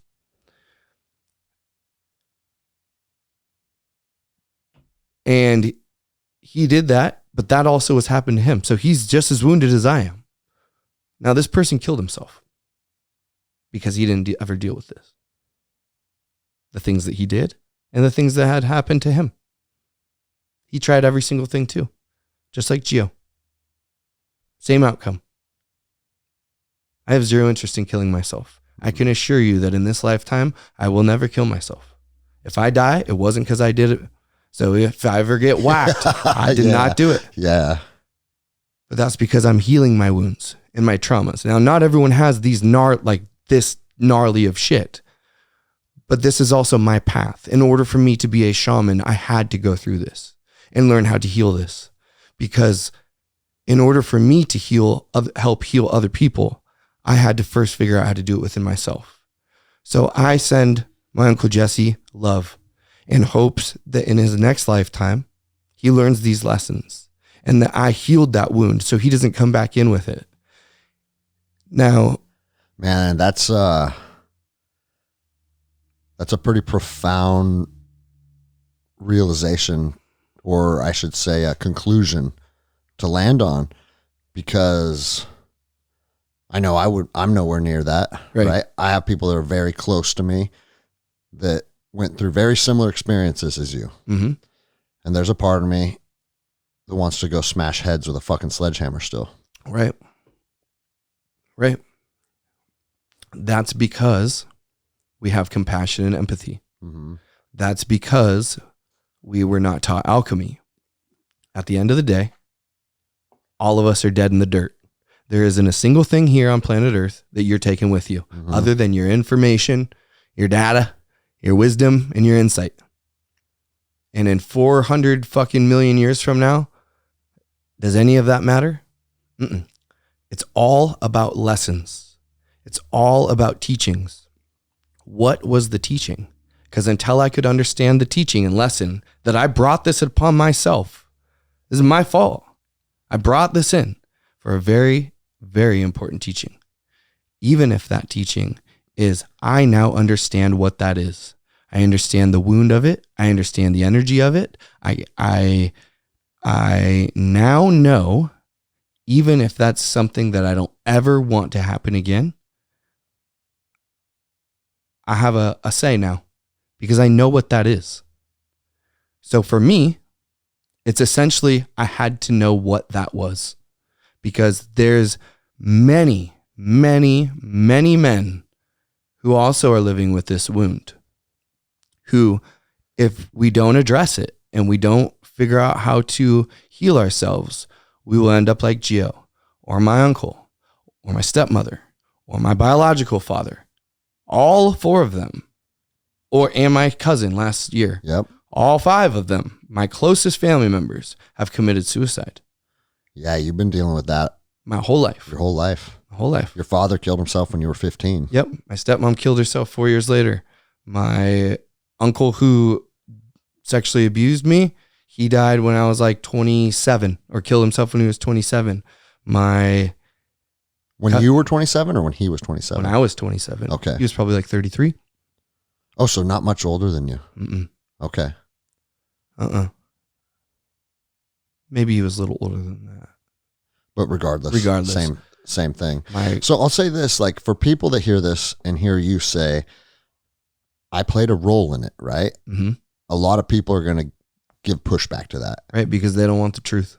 Because they don't want to ever... The shame and guilt behind that is so tremendous and overwhelming for the average person to be able to put on themselves. But I'm saying most people, and me included in this, is like, I have a 9-year-old. Uh-huh. If I were to find out that she was sexually assaulted by somebody, I don't think I would even begin to put blame on her. Right. But what you're saying is life circumstances that you endured from 0 to 9, and who you had become and what your heart was seeking or what you were missing in your life puts you in a place of vulnerability that somebody else capitalized on, for lack of a better term. Right. And here's the thing. You have every right to not put it on her, because there's two things. It's like the whole scenario, no, you don't need to put it on her. But as she gets older, the trauma that she's withholding within herself, she has to be able to look at the role that she played. I have to be able to look at the role that I played. I didn't go and tell my fucking mom or my grandparents. Uh-huh. Why not? Because clearly, even though I didn't like it, because I remember asking, can we be done or something like that, I clearly liked it enough to not tell anyone and go back another summer. You know what I mean? Like subconsciously, my unconscious, at that age, it's not even about like gay or anything. I don't even know if I knew what a boner was. Uh-huh. It's I get to do something, I guess, secret. Like, I don't remember the exact words, but part of me recalls like this is our secret thing, right? It's like, yeah, like a fucking clubhouse type. Yeah. But that's also like deep-rooted manipulation too. 100%. I'm not saying like this is my fault. I'm saying that I can see the role that I played. Yeah. Okay. That's what I'm saying. Did I bring this up? I didn't even know what this was. This is all manipulation. This is all perversion. This is all grooming. I remember having to watch fucking videos of like, he would make me watch these videos of like cartoon, like houses with mushroom penises that would like penetrate holes in the house and like squirt white frosting is what I thought it was all over the place. And like, there are these probably anime porno movies, I'm guessing. They were on VHS. Uh-huh. So I can look back and see how I was being groomed for this. But like I said, I didn't say anything. Now I know I didn't say anything. I was scared. Yeah. I didn't want to like, this is why there is no right or wrong. It's simply a fucking experience that I had when I was little. It's fucked up, but it's just a teaching.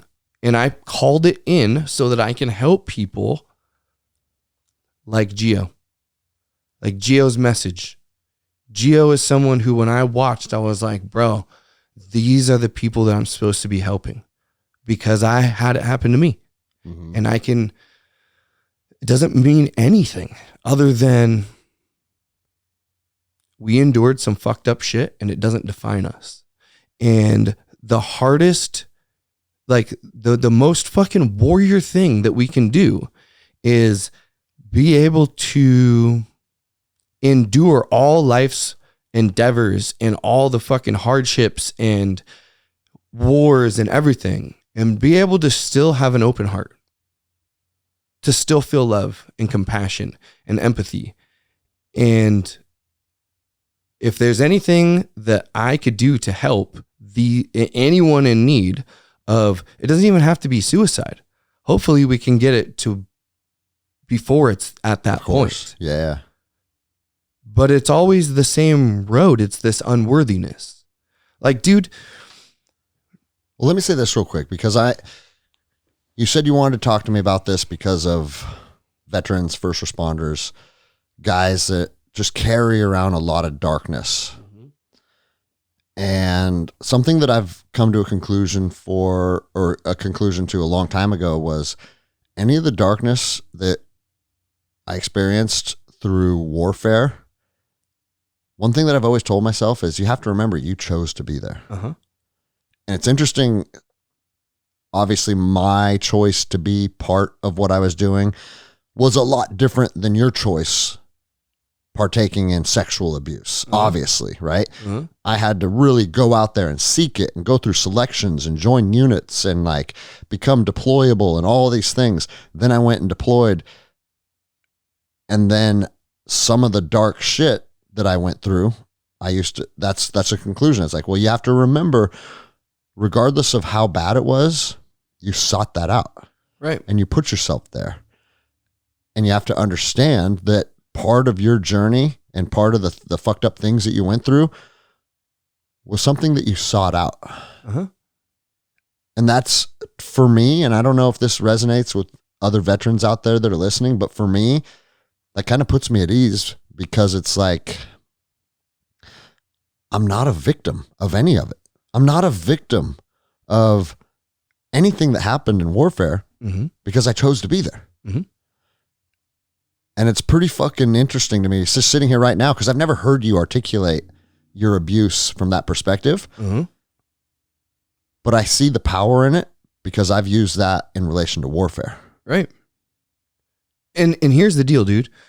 Every single person I've ever encountered since the day I was born has a certain interpretation of me. Uh-huh. I can assure you, not one of them is the same. I've encountered a lot of people. It's a complete waste of my time to try and get them all on the same page. Mm-hmm. People are going to interpret me however the fuck they're going to interpret me.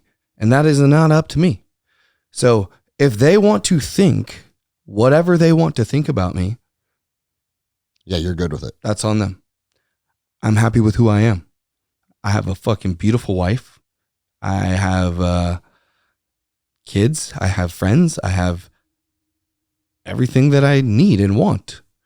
And so through this, as someone who didn't intentionally try to commit suicide, unintentionally I did, all growing up. Drugs. I fucking just drugs and women. Because I was so wounded. But I have no idea about any of that. So then I go to the doctor and they're like, oh, well, that's because fucking you got ADHD. Take this pill. Take this, take that. Right. It's always this thing. Which is what they did to Gio. Right. They prescribed him the same 3 medications every time he went to the doctors. Okay, so the medication isn't going to do things because ultimately it all comes down to a self-worth and a self-value. Mm-hmm. Okay? How much time we have? Oh, we got at least 20 minutes. Okay, so. This is perfect. I'm going to tell you something that I hope the people who listen to this, whether they understand it fully or not, I hope it plants a seed for them to understand how energy works and how deep it can go. I'm not going to go into super personal, private detail, but I'm going to go in deep enough for you guys to be able to understand why this was such a big deal for me. My entire life, I have longed for love, I'm going to say. But what is love? We think love is lust and desire and want and all these other emotions. It's not love. Love is gratitude with no conditions. Most of us is I love you if, I love this if, or as long as. That's a condition which is not true love. That's something else. And as I've gone through this process, I've uncovered layers upon layers of value wounds within myself, subconsciously, unconsciously, till I got to the sexual abuse one. Then I was like, okay, that's got to be the center of the onion. That's like deep down, that's it. We got that under control. And yet there's this other one that always comes. And it has to do with me and my wife. And this has been going on forever. Since I met her, it's gone with every girlfriend I've ever had. It's this thing where I, for some reason, base her love for me off of physical touch. It doesn't necessarily need to be intercourse, but it's like intimacy or affection. Could just be like holding hands or kissing or like I almost feel like I'm a girl in this way, or like a hopeless romantic where I feel like I want romance. Not that I need it to fucking get hard or anything like that, but your soul seeks this deep, deep bond and connection on like a level that I've never experienced. So it's like a longing that I can never have, but I always project it onto my lover as if she's not doing enough. Right. And it drives me fucking crazy, bro. Well, we've done all sorts of different things. And you know me and Vanessa's relationship from the beginning to where we're at now is, and I haven't even talked to you really about it recently, but fucking fantastic. Things that I didn't even believe were even possible. Well, something popped up a little bit ago, and it's like, if I feel that I'm expressing my emotions and I'm not being heard, or I'm feeling like it's not being received, I take that on like I'm not good enough, or like I can't fulfill, or like I'm failing, or it's a value thing. Yeah, what's wrong with me? Right. And it's like, I don't know, dude, I've done everything. I've everything that I can think of. Reading books, podcasts, fucking working out, building shit. Like, what is the problem with me? And then one of the things that happens too is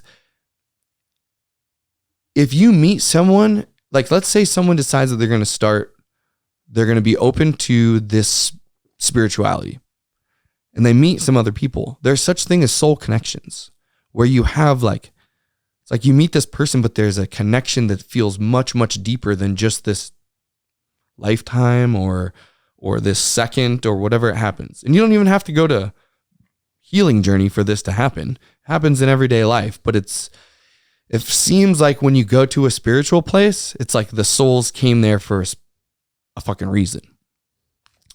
Well, I myself am obviously a worker an energy worker. So is Vanessa. Vanessa had a connection with a person, and it triggered me. Not in that particular person. It could have been fucking anybody, but it triggered me. And what it triggered me was Vanessa gets to go and, essentially plug her energy field into someone else's energy field. And a lot of these people's energy fields are my friends, some of my best friends. But I didn't feel that I got that with her. So then jealousy was the emotion. Which goes into, I'm not good enough. No matter what I do, I'm just never going to be able to fulfill this thing. I'm not good enough. So it's always this defeating, this failure thing within me is driving me fucking nuts. So long story short, I run a stones and bones ceremony for myself, all by myself. And I sat in front of the fire from like 4 a.m. till about 3 p.m. No, nothing, just silence. And I found out that this thing, like this is what's called a generational curse. Dude, it blew my fucking mind. Whenever my great grandpa came back from World War II, something happened. It changed him. And he was very insecure, or I don't know exactly what the emotions are, but he would beat the fuck out of my great grandma. And when my great grandma had my grandpa, she was in a very fearful place. The energy was holding. That energy was transferred to my grandpa through the womb. So he now carries this. This isn't even his energy. This is from his father. Then, because we don't know about this and we don't understand any of this, he does it to my grandma. And my grandma does it to my dad. And then my dad does it to my mom. And then I do it to they do it to me. And then I do it to all the girlfriends I've ever had. And what it is this projection of I'm never going to be good enough. No matter what I do, I'm never going to be good enough. Because if there's too much good, then the mom gets beaten. There's consequences either taken out on the mom or taken out on me. So I'll make sure that I'm never going to, I have this deep poison in me that isn't even mine. It goes back 3 generations on the family tree that I've had my entire life, which is where she has connection with them, but not me. Uh-huh. If she is spending too much time with the kids, like giving them so much love and cuddles and kisses and not me, then it triggers me because of this. My stepdad would get mad at my mom for giving me too much love and attention. I would get in trouble somehow, or my mom they would start a fight. So I've had this where I called this in for me to be able to heal this. Then it goes on my mom's side where the same thing goes back 3 fucking generations to where after World War II, you were not to talk about your emotions anymore. Only surface level shit. Mm-hmm. Whatever happens on the inside of the house does not leave the outside of the fucking house. Which is kind of interesting because we think about the 50s as that's the greatest generation. They came home, they built a booming economy. Everybody went to work, and like everybody had white picket fences, and everything looked like it was running smoothly. Yeah. But because of 5 years of pure trauma for all these guys, they came back and projected it inside of the household. Right. And you never hear about that because there wasn't the internet and texting. Everybody didn't have cameras. And so, and I'm just thinking about this in real time as we're discussing it. It makes perfect sense that inside the house, there was a lot of darkness.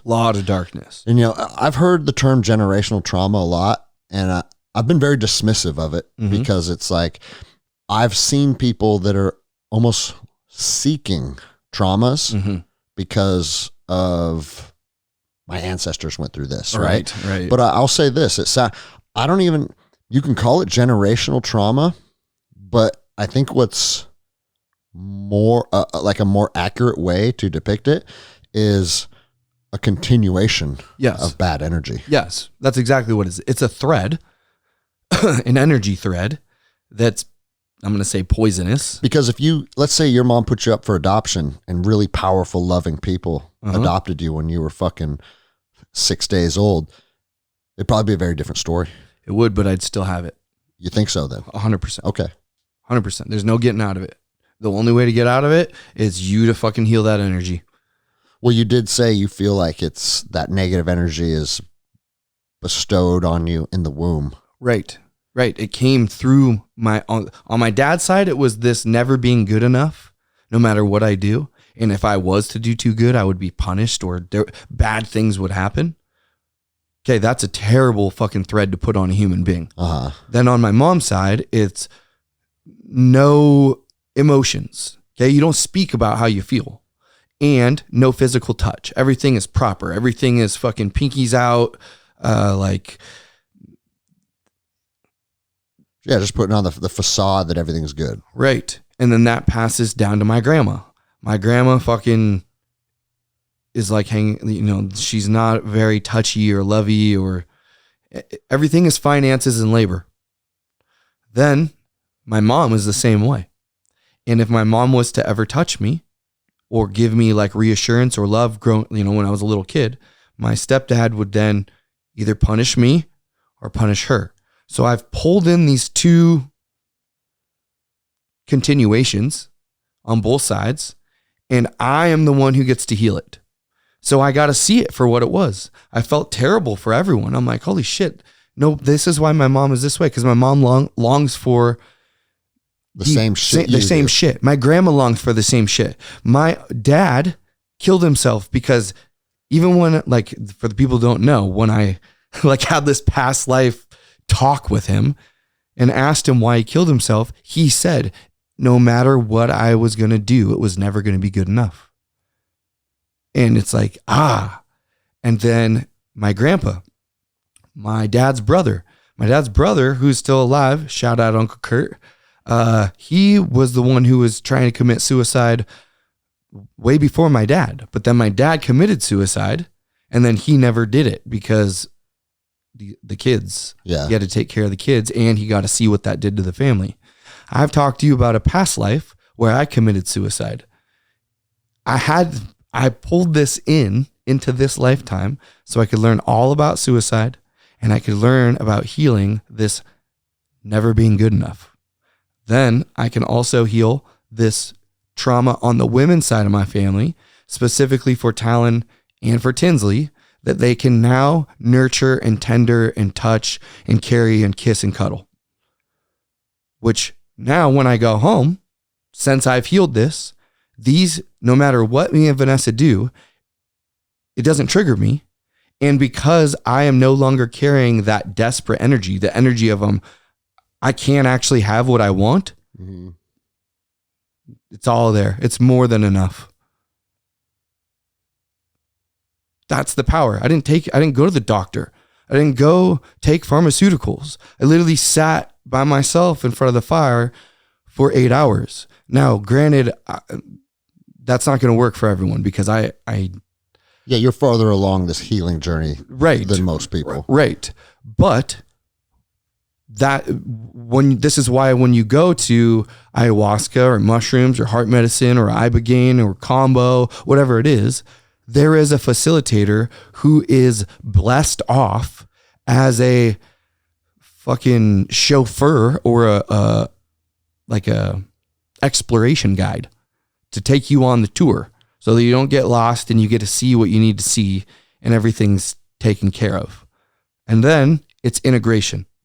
That is the most important part. Remember, I always talk about this, what I just told you, as spiritual jujitsu. It's being able to accept the truth for what it is. This is where I was getting beat up. It's not because I can't stuff a takedown. It's because I refused to put my frames in. But I had to see. I had to see the truth for what it was. And then I can accept it and I can fix it. Okay. But just because I addressed that doesn't mean that it's changed. That means I now know what the issue is. In order for it to be changed is repetition over and over and over again. Now, when I come back to jiu-jitsu, I'm probably going to fail a bunch of times until I can get it in. It's the integration. It's not the ceremony. The ceremony is like someone came to jiu-jitsu and tried it out. So the ceremony is a jiu-jitsu seminar. Right. Here's some tools. What you do with them is up to you, though. Right. The more you integrate them on your daily life, like I said, this is why I call it a place. When I'm driving down the road, what are my thoughts? How do I feel? What kind of thoughts should I have? What am I grateful for? I'm a hell of a lot better than I was. I don't want to drink and drug. I don't want to fucking kill myself. I love my life. Well, as someone who was a heroin addict in the back of a van living on the side of the road who didn't give a fuck, to someone who is literally just grateful to sit here and talk to my friend and to be able to help people who I don't even know because they're just like me. That in itself is like, what is the meaning? What is the meaning of all of this? Well, nature doesn't create anything that isn't meaningful. So if you're ever wondering your own value and your own worth, just know that you wouldn't be here if you weren't meaningful. Nature doesn't just create bullshit. Everything has a meaning. So you are here to be here. There is no goal. The goal is to just fucking be alive. It's like, a lot of people will understand this.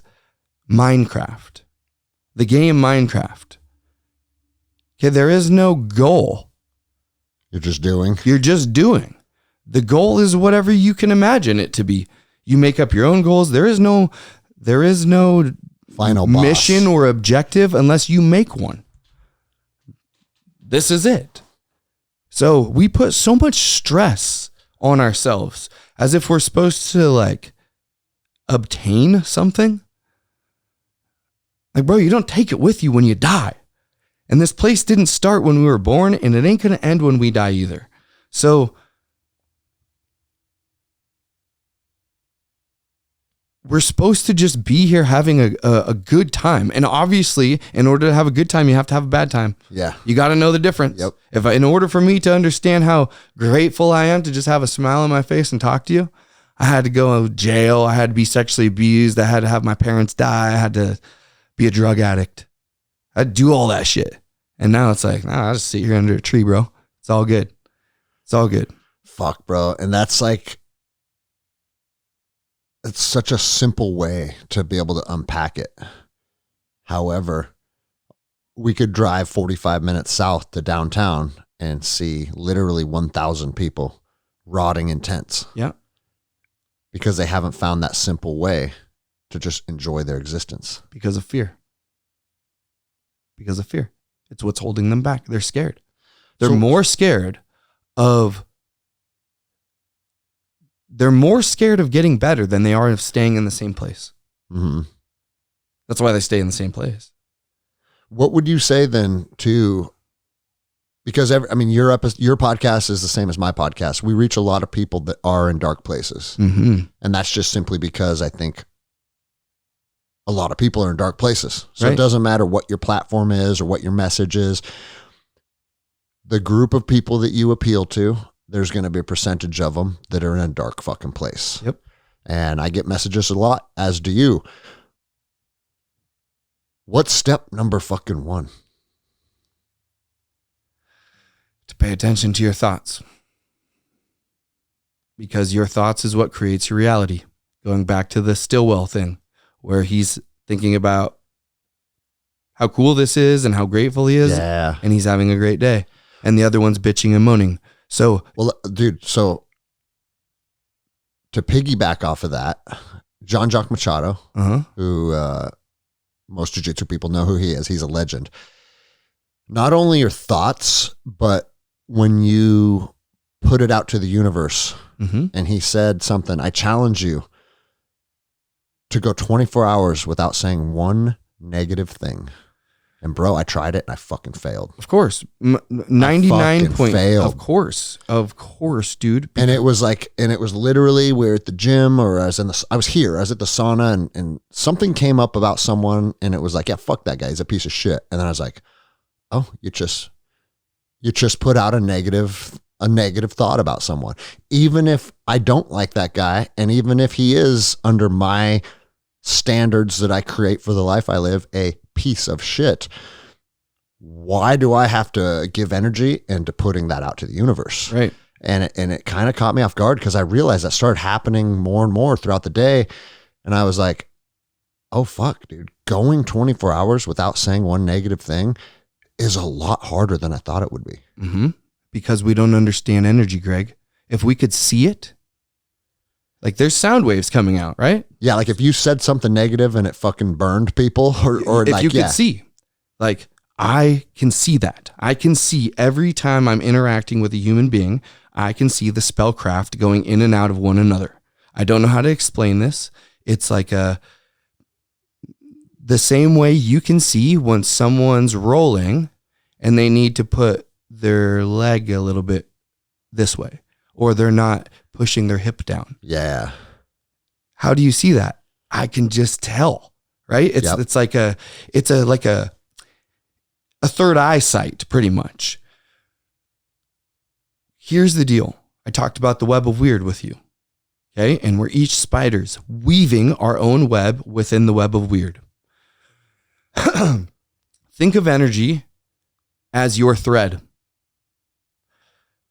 When you go and cast fuck that guy, you just shot a spider web, or like a thread at him, a poisonous one. But what we don't understand is that thread comes out of us. So we're poisoning ourselves as well. Every time we do that, we're poisoning ourselves as well. This is why I say the first thing we got to do is get a hold of our thoughts. Because in order to heal, we first have to stop poisoning ourselves. We have to stop murdering ourselves all day. Who gives a fuck about that guy? That guy's on his own fucking journey. Who cares about that guy? Wish him well. We are tired of the world being full of shitty people and people with no fucking morale or honor. Okay, well, wishing them to fucking die and kill themselves, and I hope they fall off the bridge. Playing into it. That ain't going to help. Yeah. We need everyone to evolve. We need them to heal. We want everyone to be happy and loving and caring and care about themselves if we want to live in that world. Well, if I'm just casting poison threads on everyone and I'm connected to it, I'm not helping at all, even if the place that I'm coming from is a good place. It's like bullets, dude. It's like we have this gun called spellcrafting, and we're doing it all day. If you know how to talk, you know how to do spells. It's called spelling for a reason. It's a gun. And I could say to somebody, hey, bro, I fucking really love you. Call me anytime. Yada, yada, yada. And that's going to put a thread on them of beauty and love. And if I'm like, fuck you, don't ever call me again, you're a faggot, that's going to put something on him too, but it also puts something on me. Mm-hmm. Now there's a thing. Every time I feel that guy comes, there's this energy. My heart races. I feel a little agitated. I don't like that guy. Whereas I just send him love, man. Yeah, he drives me nuts. That's why he needs love. Yeah. He needs to remember his own light. He is of value. He has meaning. He has not worthiness. He needs to believe in himself. He needs self-esteem. I hope that that comes to him. I want spirit or the universe or God or whatever to send him that energy so that one day he wakes up and is like, fuck, what am I doing? It's the only way. Yeah. So yeah, if Bro, I got a lot to think about. okay. I do, man, because I'm always in this ebb and flow, right? And we talked about it earlier where people that kind of know me from afar through either just the podcast or through social media have started to see a shift, but it's not a linear journey. No. And I feel myself getting sucked back in and getting angry, getting pissed off, talking shit sometimes. And it's like, oh, fuck, man. Everything you just said, I needed to hear. And I know I'll need to hear it again. And I'll need to think about it a lot. But I am going to try and start being more conscious of my thoughts. Because I used to tell myself, I just need to be in control of my actions. Right. Like that dude pisses me off, but I didn't jump out of my car and say, hey, motherfucker, let's go. That's a win, right? But if the emotion of, hey, motherfucker's still there, is it a win? Nope. But it's better than not. Yeah, of course. It's progress, but it ain't there yet. No. And I still have a hateful heart for a lot of people, dude. I do. I know. And I wish I didn't. And it's the heart is the hardest for me. For me, the heart is the hardest one to crack open. The heart chakra. It's not your pumping heart. It's not the. Yeah, I know what you're saying. Okay. Yeah. Because that is where we're most vulnerable. That is where I will cry. That is where I will be so-called weak, or it's just the scariest part. And I realized I was scared shitless of feeling true unconditional love, because then I also had to look at my own shit. And where was I? Look at how much fucking cobwebs I casted over everyone. Yeah. But then I also was like, well, I'm the spider. And if I can cast that much cobwebs, then I can also cast that much fucking beautiful threads for people to fucking start walking this web together, where we don't, the hate in itself is, it's what's causing separation. Like, we are separate. Me and you are separate, but we're like waves in the ocean. We're just a condensed amount of energy of the ocean. Well, the wave isn't separate from the ocean, but the wave is its own individual wave. Yeah. And the way that I fucking move and the way I hit the shore and what I see when I am created is a little bit different than what you see. Whereas before, it's like, I'm the only wave and fuck all the other waves unless you're just like my wave. Yeah. And bro, isn't that a lesson that everybody could fucking pull some value from? Right. Okay. Oh, well, we're at fucking, yeah. It's a good spot to wrap it up. Yeah. That was a good episode, bro. Good episode for me. If listeners don't like it, then that's on you. Yeah. But I've said it a lot of times sitting down and recording. I'm grateful that it gets to go out in the universe and people can pull what they want to pull from it. But if we didn't even have a fucking memory card in this recording device, this was still a very valuable 2 hours of my life. Right. You know? And I think that those are the podcasts that probably resonate with people more, because it's more about just what I need and trying to be authentic about it, as opposed to like trying to put out a product. Right. You know? Right. Because that's the other thing, is that we were taught this materialistic consumer world, but that makes us forget that our true essence is a creator. We were created in God's image. So that means that we can create, like I said, we're spiders within this web. So we can create our own web within the big web. The other day, one of our friends was talking to me about, this is one last little story, but I think it will help people who listen with what's going on. The government, politics. He's like, I'm about to just go start a fight. Well, this person's at the level where he should not be in that mentality right now. He should be above that mentality. As someone who loves to fight, I'm a warrior too. I also am aware that there is a time and place. If we get attacked, I'm telling you, fight. If you know that we're going to get attacked, I'm telling you, fight.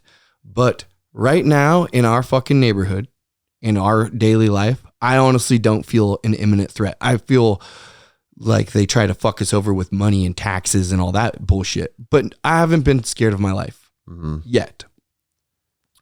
I said, do you understand? Because he's like, well, then what do you think that we should do? Well, here's the deal. I'm just a guy just like you. I don't fucking know. You know what I mean? Like, don't take my word for it. I'm just going to tell you my opinion. And you can take it with a grain of salt. I said, why don't you focus on what you would like to create instead? He said, what do you mean? I said, well, if you're trying to fight, then you're trying to destroy, which is fine. But why are you destroying? Are you destroying because it needs to be get rid of, like a fucking parasite? Or are you destroying because you want something different? And he says, oh, I want something different. I said, then why even waste the life force and the energy and the what if you even make it out alive on destroying? And why don't you just quit giving it your attention and start focusing on what you want to create? I said, you don't understand that your imagination and reality, whatever you think that is, are one and the same, except for one of them you believe. Your brain does not understand the difference between imagination and reality. Your reality is imagination that you believe.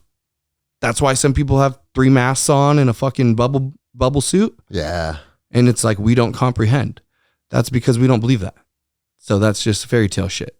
Well, they believe that. So that's the reality they live in.